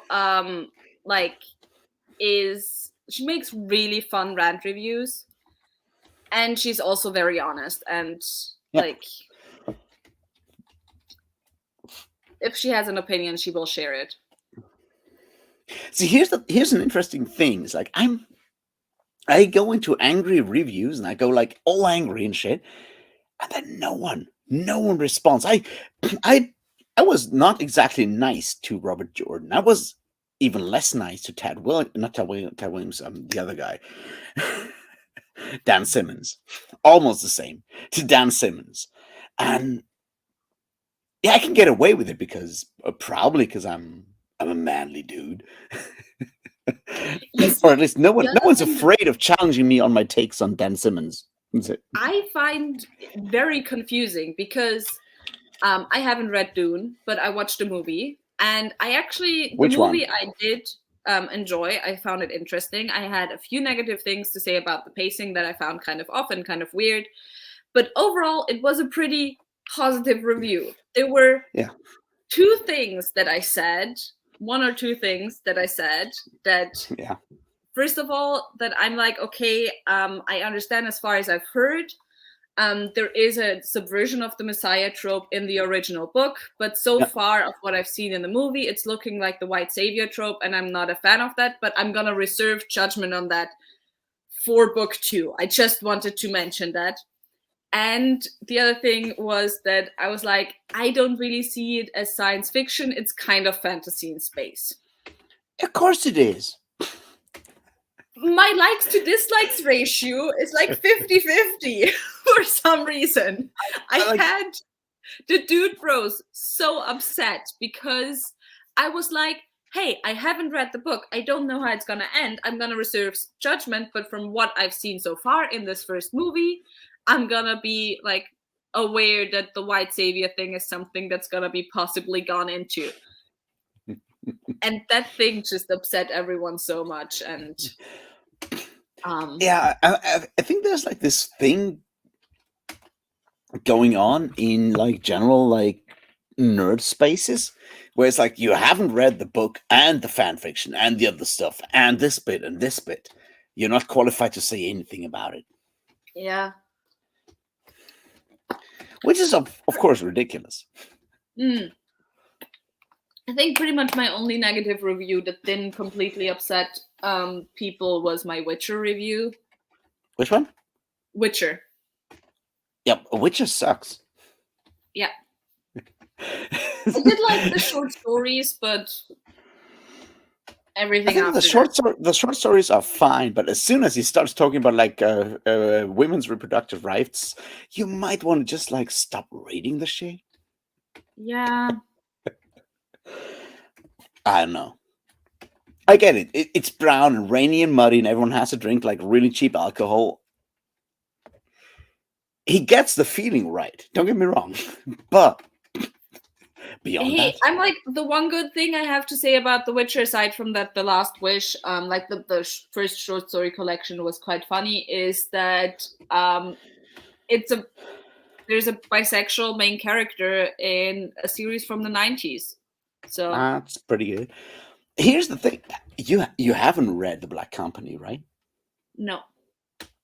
The Black Company does maybe have one of the best, like weirdly trans representations I've come across in like late 90s, early 2000s books written by like at that point 70-plus-year-old white dudes. Yeah. Well, it's a character who joins up as a woman, then they find out they're a woman, and then they just like ask them like, so how should we call you? And they're like, well, I'd rather be a dude. And they're like, all right, you're good. And that's nice. it. And they're like, yep. It's sorted out so easily. So like, yeah, well, you're a guy. That's really You'd nice. rather be a guy, you're good. Yeah, and that's one of the things where I'm always like, when people are talking about, well, it's like classic fantasy or like before 2000 or early 2000s fantasy, of course those things didn't exist and whatever, and it's like, no, those things existed back then. Like, there were plenty of queer characters, if you know where to look for them. And the name of my channel is Voyage Through Worlds. It's in the title of the live. Yeah, I failed at actually tagging it because YouTube's weird. But yeah. Yeah, whatever. That's like the one time I actually get like a larger YouTuber to actually talk to me. Larger, not by really 190 sure. by 100 and something subscribers. I think not even, actually. I know you're Maybe like 50. Maybe something like that. Anyway, let's talk about the political blandness of BookTube and what's the actual problem there and why it happens and why it pisses me off so much. Yeah, I think it's really hard, because, like, on the one hand, by now, because that's just the society or the era that we live in, there's a lot of virtue signaling on BookTube. So Yeah. a lot of people who pretend, well, pretend is maybe the wrong word, but who on the surface say they care about things, and obviously also read diversely or queer or whatever, but who then don't really talk about things politically. And I think that's why I also do appreciate Low, and why I do appreciate also booktubers like Jessie from Bow Ties and Books has another channel name by now. I think it's Jessie on Jessie on YouTube. Yeah. They're not necessarily always political in their videos, but they do a lot of political stuff outside. Like in 2020, they were also at a lot of the protests for Black Lives Matter and stuff. And then also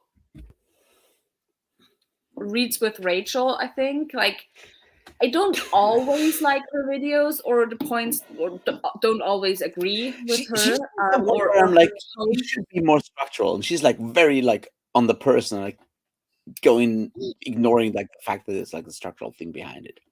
Yeah, but I do think I like her sass, though. I like her that sass. she's, like, for example, very well read in political text and stuff. And I do really appreciate that. Huh? You think she's well read in political texts, Rachel? I mean, she has read a lot of the like race-based texts and US-based texts. Yeah, that's true. So, and she tries, at least. Like, she's not shy about politics and her political stances. So I do appreciate those things, but aside from them, I don't think I can think of any booktubers right now. But again, to be fair, I'm not watching a lot right now, and I often watch very specific stuff. But yeah, it's always fun, because whenever something comes up on politics, especially in the fantasy booktube space, it's like, oh, what a surprise, another conservative Trump voter. Who'd have thought? Whoa. Are you saying that Mike's book reviews just got 100,000 viewers, subscribers, by being non-political and very conservative at the same time? I am neither confirming nor denying anything. Look, I'll make this very clear right now, because he's the one who said that he will never, ever agree with me on anything, because I said I didn't like the anti-communist world-building of Peter F. Hamilton. Look, I'll make this very clear. Mike, you're fucking stupid. You have no idea of anything whatsoever. And I fucking hate that. So, yeah, fuck you. Here you go. You can clip that and send it to him. I'm done. I just really hate that pretense of being non-political, and I want my escapism. It's like, no, that's not how that works. Escapism is for fucking quitters. What you need is escapes. And for that, you need to actually break the fucking world. You can't just like go to your fantasy place where you still like are men are still men and fucking, are all white and so solve the problems. Fuck that. Also, I'm sorry, it's just fucking delusional. Like, the amount of comments I get of being like, well, keep your politics out of your reviews, or it's so sad that your views and politics influence your enjoyment of books and whatever. And it's like, but it's like that for everyone. It's just some of us are aware of it. And it's also only certain topics that are seen as political. Yeah, like it's topics that kind of go against the conservative, pro-capitalist, patriarchal grain. As soon as you go against that, you're suddenly political. It's like, why?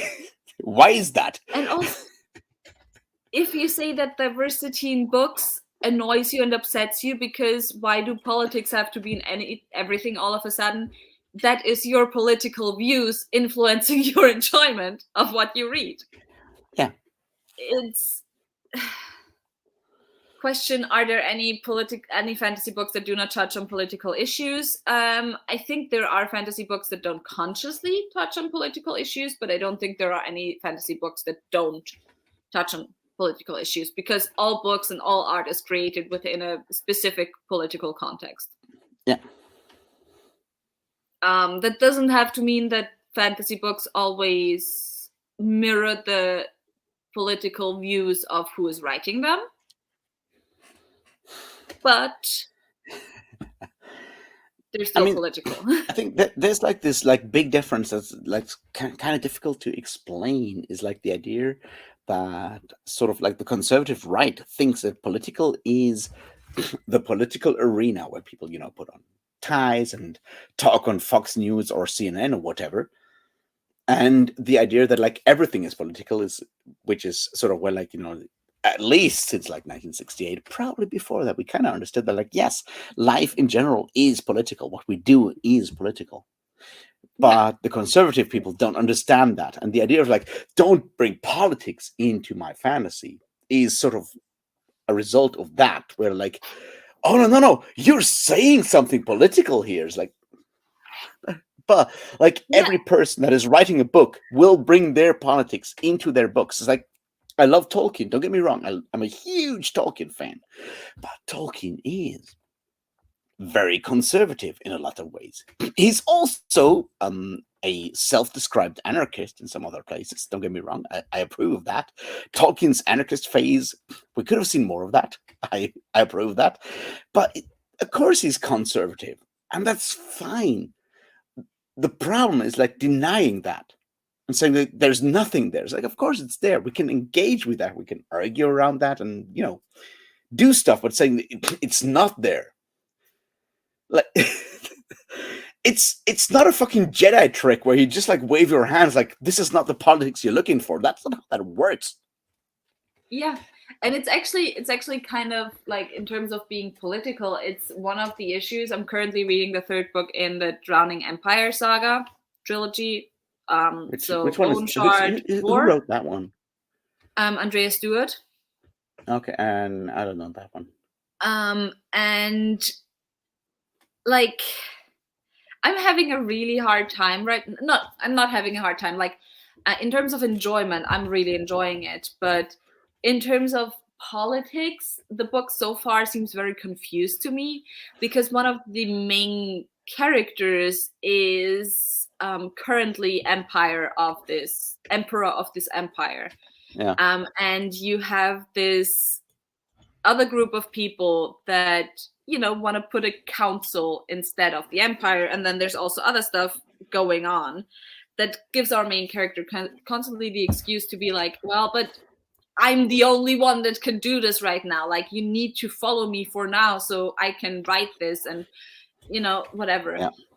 And it's really confusing me, because I'm not sure what the message of the book is going to be and how it's gonna end, and like if the empire will still stand by the end, which would be an ending that I won't like, because I like this character who's this emperor, but I also don't support imperialism. So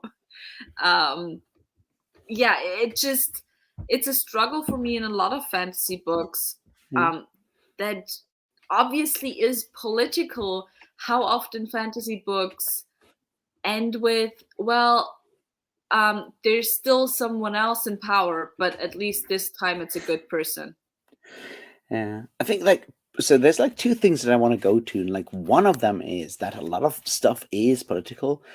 I do, however, believe that a lot of like writers are not aware of that they're actually doing something political, because people are very much unaware of what they do, like how they're doing stuff is actually political. It's like me sitting down, like if I'm having like not a bad day, like a good day. It's like I wake up at a festival in the morning. I'm slightly hungover. I'm still slightly drunk. I'll come up with stuff which is like, stupid as fuck and maybe entertaining. Point is, at that point, I'm not thinking about the political implications of what I'm doing. The problem is, I don't publish that as a fantasy book, but some people do, and they're like, it's not political because I didn't think about the political implications. But that's not how that works. The other part, and I think that's like sort of the different thing that we need to talk about when we're talking about like the political problem with BookTube, is that BookTube is a community, and communities online are often, and I feel, please kick me when I'm going overboard here, Sarah. But I feel like a lot of the issue that happens with BookTube is sort of what like kind of also leads to the rise of, say, cozy fantasy. The idea is that life sucks. You're sort of like, you're fucked anyway in your like daily life, especially if you're a part of like a marginalized community or whatever. Life sucks. So you don't want to deal with actual, confronting political issues. And BookTube is sort of that refuge. So there is that trend to avoid talking about it because that's sort of that like artificially created safe space. The problem is, however, that unless it's something actually good, you create that safe space for fucking Nazis. And say Nazis don't deserve safe spaces. They deserve like 2x4s in the face. Yeah, I mean, I think for me, the way where I would say cozy fantasy is not necessarily a space for Nazis is because what Nazis want is that power fantasy. Yeah. And cozy fantasy, a lot of times, like a lot of what I've seen is very much written geared towards women and towards queer people and towards marginalized groups. So I think cozy fantasy actually does, to a certain degree, have that ability to create a safe space, to create a political safe space. I think writing cozy fantasy a lot of times in and of itself is a political action and is also understood by the author as such, or by the authors as such, where they want to create a space and an escapism where, for people who in their lives constantly live in high stakes situations through being marginalized, they create a safe space where the stakes are very low and where they are not attacked for who and what they are. So I think cozy fantasy is actually, it's not for me. And I'm kind of talking out of my ass right now because I haven't actually ever read a cozy fantasy, to be honest. I haven't either. But so here's my thing about cozy fantasy. Wait a second. First of all, Price Ryan, Malazan, maybe, definitely whatever N.K. Jemisin is writing is always writing against the hero's journey because yeah, it sucks. The other stuff that people are recommending there, yes, it works. So that's the part there. Yeah, you can have fantasy that is not following Joseph fucking Campbell because fuck that guy. There's a video that I'm working on which will tie Joseph Campbell back to Jung and Jung's past in like very, very right-wing anti-Semitic and so forth, 19th century occultism and so forth. It's a thing that I'm working on, but it takes a while to actually do that because you got to read all that literature, which sucks. I mean, I think it's one of those things where I just really love reading like non-white authors, because a lot of times their structures don't follow the like traditional Western hero's journey, because obviously they come from very different like storytelling backgrounds. So I do really, really enjoy that. But yeah, I think, John, I really agree with what you're saying, that there's a distinction between a cozy fantasy and creating a cozy online space free of politics. And I think the second, is good in like certain group chats, for example. I think to a certain degree, if the group chats don't get too big, I think it's very valid. And if those spaces are very curated in who you let in there, I think it's very valid to say, I want to have a few friends a few close friends where I don't have to constantly talk about how I'm attacked right now. Yeah. But I think maybe I'm mean right now, but I think that is only valid if you're not right conservative. Yeah, I think like part of like the cozy fantasy trend, which I understand where it comes from. It's like the same way you have like a lot of the more like VTuber uwu kind of style of like cozy stuff. It's like if you're you know gender not conforming or otherwisely not conforming, you get so much fucking hate every Yeah. single fucking moment. You want that place where you can just like actually you want that fucking bubble bath, that digital bubble bath. And I'm not the person who can fault anyone for wanting that. It might not be the thing that I want right now because I'm still angry, but I get why people are sometimes exhausted and just want to lay back in this like you know nice place where fantasy is nice and nice people actually the good people actually get like the nice things. And I get Yeah. it. People deserve that. And I want that. I appreciate it a lot. It's not where I'm at personally right now, but there's so many people who need that and who deserve that. So I'm very happy it exists and it's getting like, more of a like a reach in a way. You know what I mean? Yeah, but I think those are also not the people who we're annoyed with for being quote unquote apolitical or whatever, because No. The people they're not that's ultimately. And they are not the people who talk about keeping politics out of fantasy. no, the people that talk about keeping politics out of fantasy are crypto fascists. That's Yeah. very clear. They're like, oh, someone is challenging my worldview. That's political. I'll be angry. Yeah, and yeah, fuck them. Like, yeah, I don't know what to say. It's like seriously, if literature is not allowed to challenge your worldview, you might just go back and I don't know, jerk off to yourself. That's it, because anything else will challenge your worldview. Even like talking to a different person will challenge your worldview.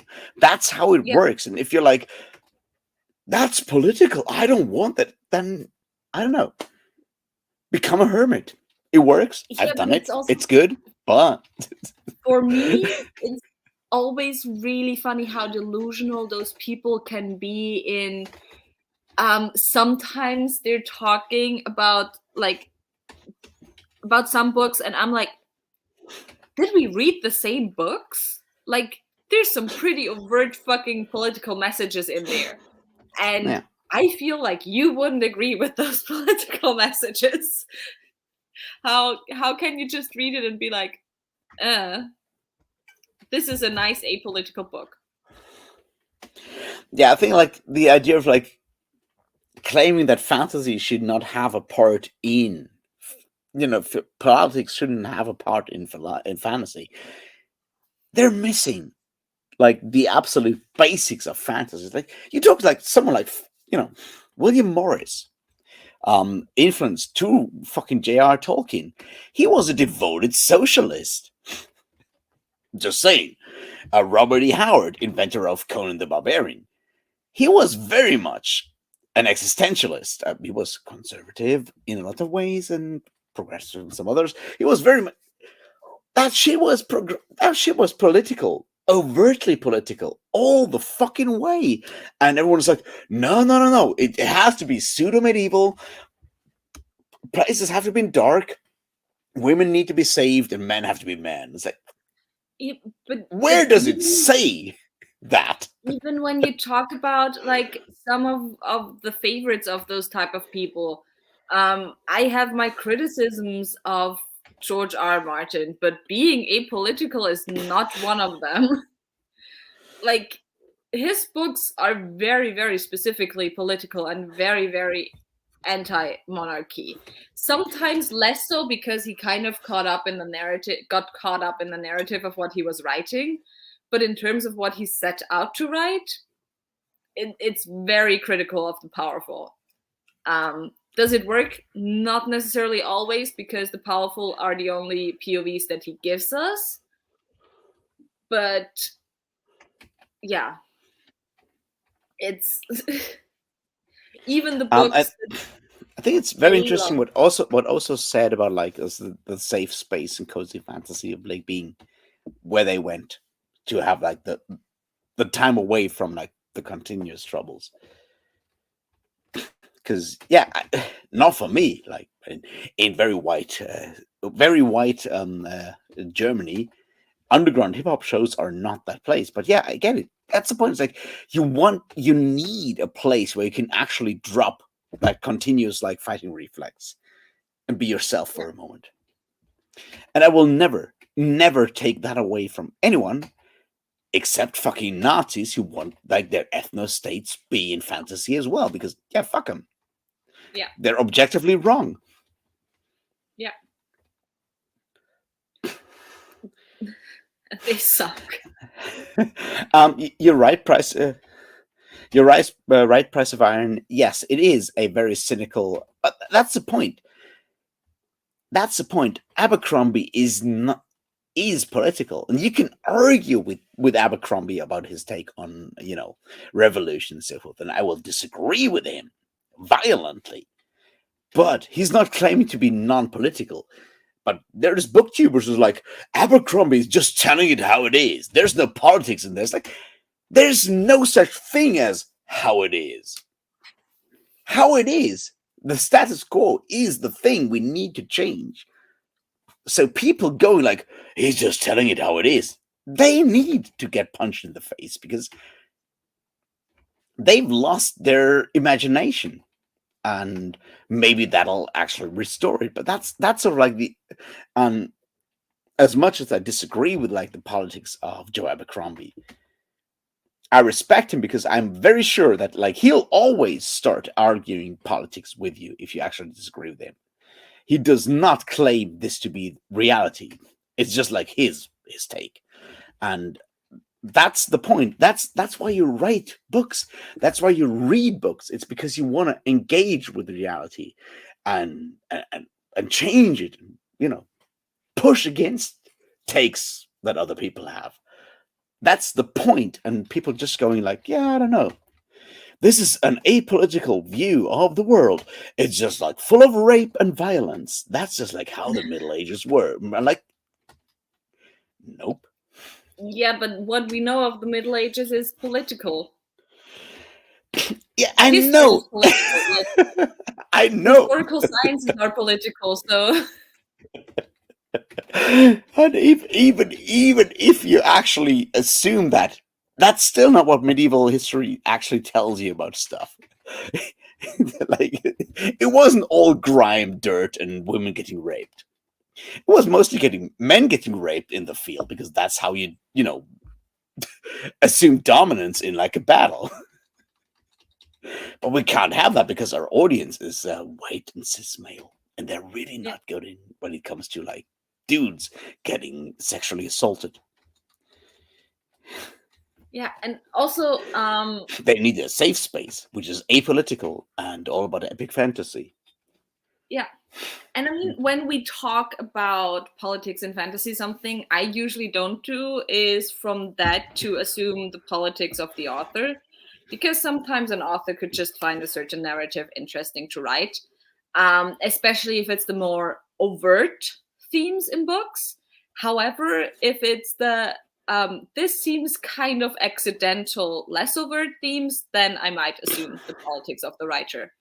Um, like Brandon Sanderson has a lot of authoritarian stuff or anti-democratic stuff in his books that isn't necessarily so overt. So from that, I do assume stuff. But if it's like a super overt Yeah, take, it could really go both ways. It could be just that an author just found the narrative interesting to write, or that that's actually the message that they wanted to give.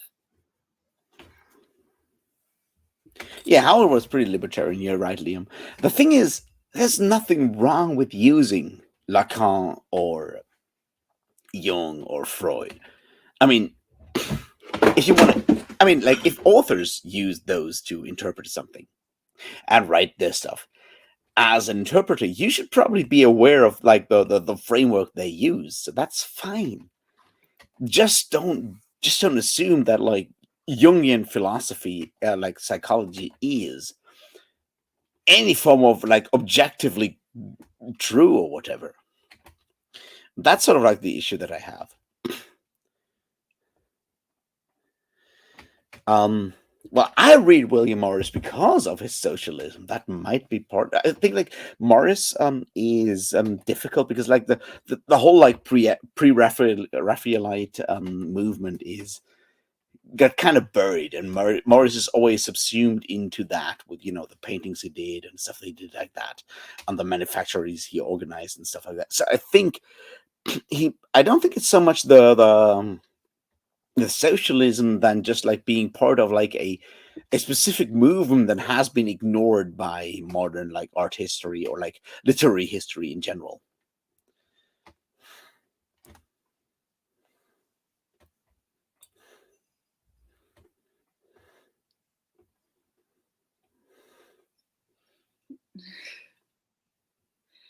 Yeah, it's politics is a difficult topic.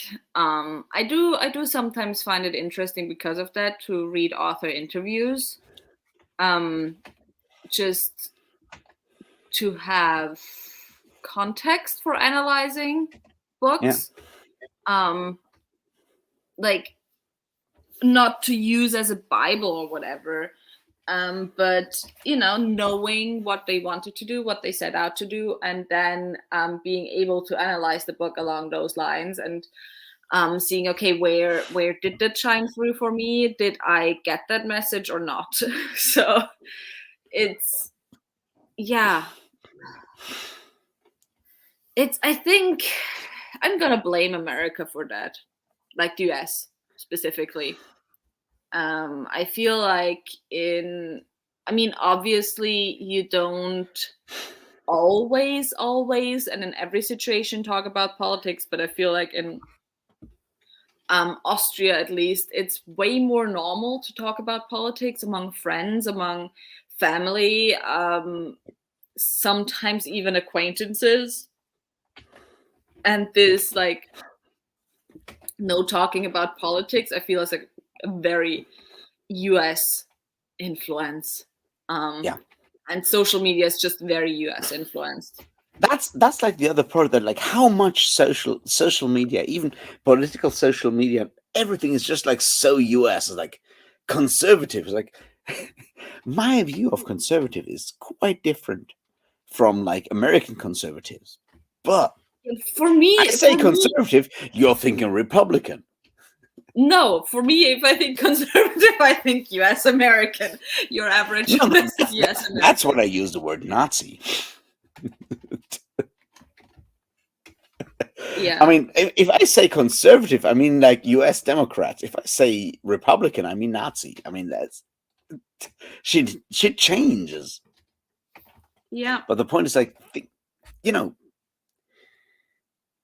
the way how like especially through like the hegemony of like social media products and so forth, how there's like a US centric hegemony in all our discourse on how that does change things, which is so interesting with talking with you because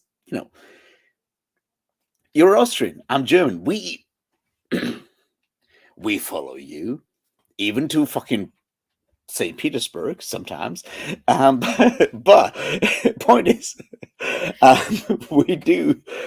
we do share a form of discourse that is probably very different from like American discourse on politics. Like the things I would consider right wing are probably not considered right wing in. Yeah, and the thing is, I think the difference is also, like when we talk about Nazis or neo-Nazis in the German Austrian context, it's actual neo-Nazis. In America, it's the KKK, which obviously is same views but very different focus. And there's like a lot less overt acceptance of those views, I think, and those policies in Austria and Germany. Not that they don't exist, they very much do exist, and shit still does happen. But it's a lot less accepted. And you have to be a lot more careful to talk about those things. But also, I think because of that, it just comes so naturally, aside from just the studies and my mom as well and whatever, to be so political when I talk about things. But also, a lot of times when I talk about those things, it's so weird for me because it's not being overtly political, or it's not being consciously political. It's not wanting to be like, hey, talk about, hey, this is how politics should be, or this is how my political views are overtly, or wanting to message them. It's just how I naturally talk and how politics just influence what I say. And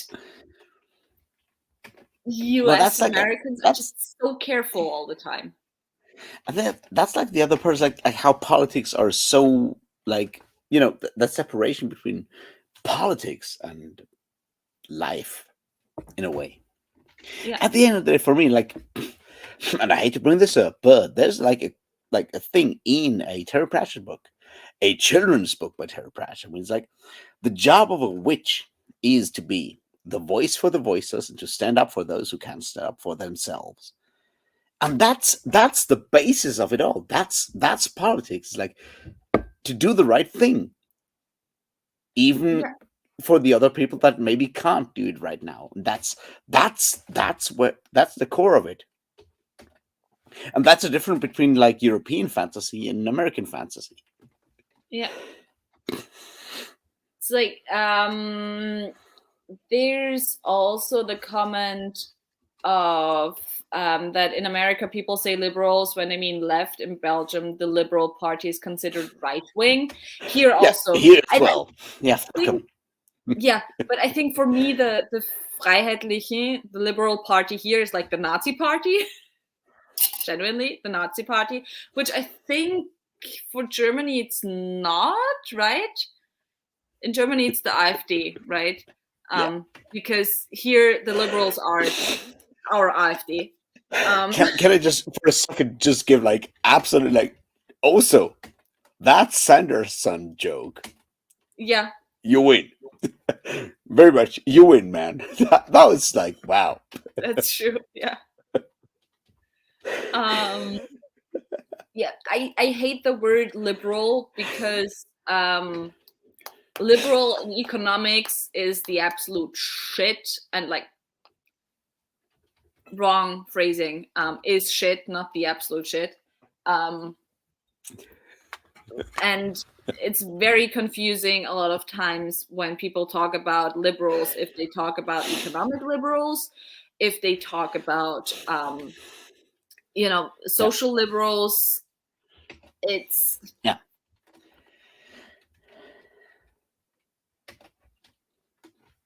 it's very confusing. Yeah. I love how like every single European country, like love ironically, has a Nazi party. Yeah, you got Flomsbelong. We don't talk about Flomsbelong here, I hope, Peter. Look, we have Nazi parties in Germany. They're called NPD. We don't talk about those guys either.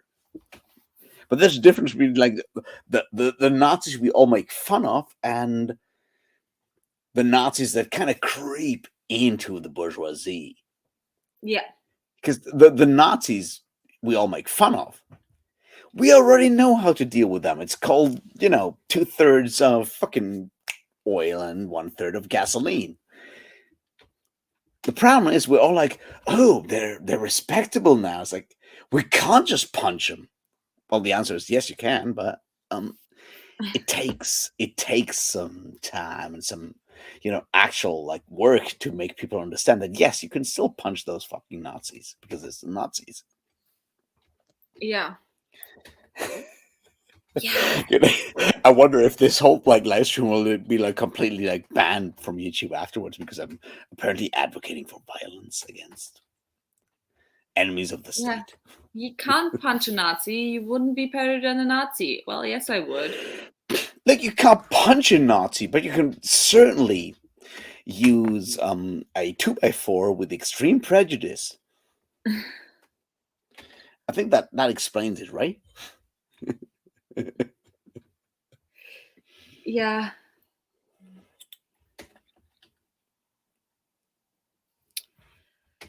Yeah, it's just... Jane, you sure about that one?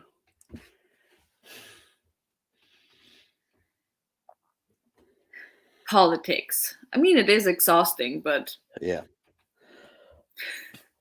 I just find myself so often being like, wait, I was being political in that video? I didn't even think about it, but I guess I was. Although, on a positive note, there's been a couple of cities by now in Vienna where the KPÖ, the Communist Party, is gaining a lot of votes. So, I mean, I can always point you towards Graz, which is the one town where it works. Yeah, apparently. And fun fact: the reason why it works for them because they got a lot. I don't think that they got into parliament in Salzburg, but like they got over 10% in Salzburg, which is a lot. But the reason why it works for them and why they're gaining so much votes is because they are realizing what apparently no other party is realizing, that nowadays the most important thing for the general public in terms of politics is the living crisis and rent prices. All right, so people are slowly leaving, and first of all, thanks, Joe, for actually being here. I hope you finished your bottle of tequila. Some music and book recommendations, and also the explanation. Like, so Graz as the city in Austria that is like, it's also like as close to Slovenia as you can get, but like the Communist Party, we're not talking like socialists or anything. We're talking the hardcore Communist Party actually won there, which is good. Yeah. And because of like years and years of actually doing community work and stuff. Yeah, and it's the second biggest city in Austria, so it's still like just over 100,000 people that live there, I think, or 200,000. But it's a big thing. And now, since they also gained a lot in Salzburg, which is another one of the county capitals, there's been a lot of discussions if the communists might be able to get into parliament with the next big election. So, book and music recommendations. Yes. What you got? What do I have? M.A. Carrick, I mentioned them earlier, Rook and Rose. The third book is coming out this summer, so if you want to binge the entire series, if you start now, that's a great time. Yeah. Absolutely love it. Great world building, great characters, very slow, but very nice. If you want something absolutely chaotic and crazy, it's there behind me. A Chorus of Dragons. Very chaotic, very gay. The narrative and the writing might not be for everyone, but the author improved a lot over the books. I would say read the first book. If you enjoy the first book, continue on, even if you enjoy the second book less because you follow different characters. If you don't enjoy the first book, the writing probably isn't for you, but the narrative is basically as a story being told between a jailer and the person being caught, and the two characters just yeah, one tells their life story, and then the jailer is like, no, actually, you didn't start at the right point. Let me tell you your life story. And so they take turns. What else do I have? N.K. Jemisin, definitely. Everything N.K. Jemisin, always. Yeah, N.K. Jemisin, always. The first book, sadly, the series kind of didn't go that well with the last book, but the Godbreaker, I think it's called. No, it's called the God King Chronicles by Mike Brooks. Is really fun. Yeah, and an old favorite, the Black Magician's Trilogy by Trudy Canavan. Just really fun, really fast paced. I think that's it. Off the top of my head. I would add Swords Point by Alan Kushner, which is a very fancy romantic fantasy with a very like central gay romance, which it's just really good. For fantasy books. For music, as Connor, whom I finally know his like last name, said, listen to Slime, especially the Fügen heißt Lügen album. Beyond that, I'm willing to give you a list of really angry German punk rock songs, but I don't know. Look for US punk stuff. I know it's cheesy, but you can go back and listen to old Bad Religion and it will still work, because when it comes to like integrity, those guys never fucked up. Which takes a lot of respect. Propaganda from Canada is something I would recommend. That kind of stuff. I'm careful to not recommend too much music, but yeah, that's sort of where I'm at right now. Also, like for like glam rock stuff, though, is tempting me to turn my beard into like a mustache and curl my hair. Eclipse from Sweden will definitely make you grow spandex on body parts you were not aware of being able to grow spandex before.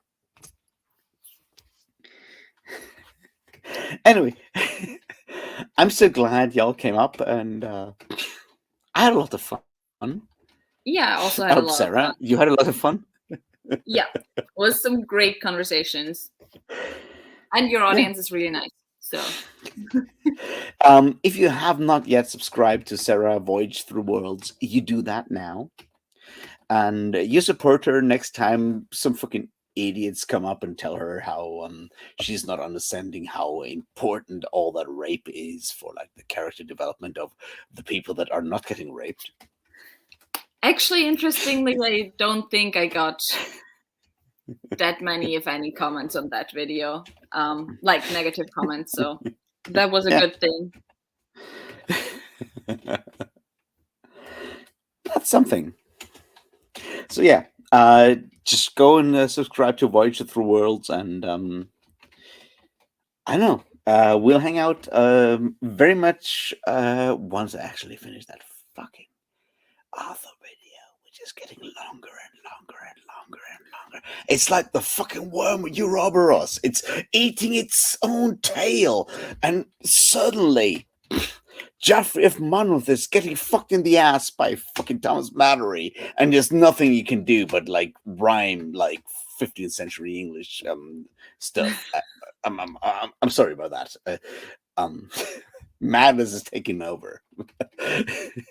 You better don't go there. I know that. I know that feeling. That'll be me once I start my Orientalism and fantasy video. All right. You want to talk about Edward Said? No, not today. Next time, maybe. Next time. All right. That's either a threat or a promise. I can live with both. Take it however you will. So thanks everyone for showing up, and thanks Sarah for being there, and see you next time. Thanks for having me.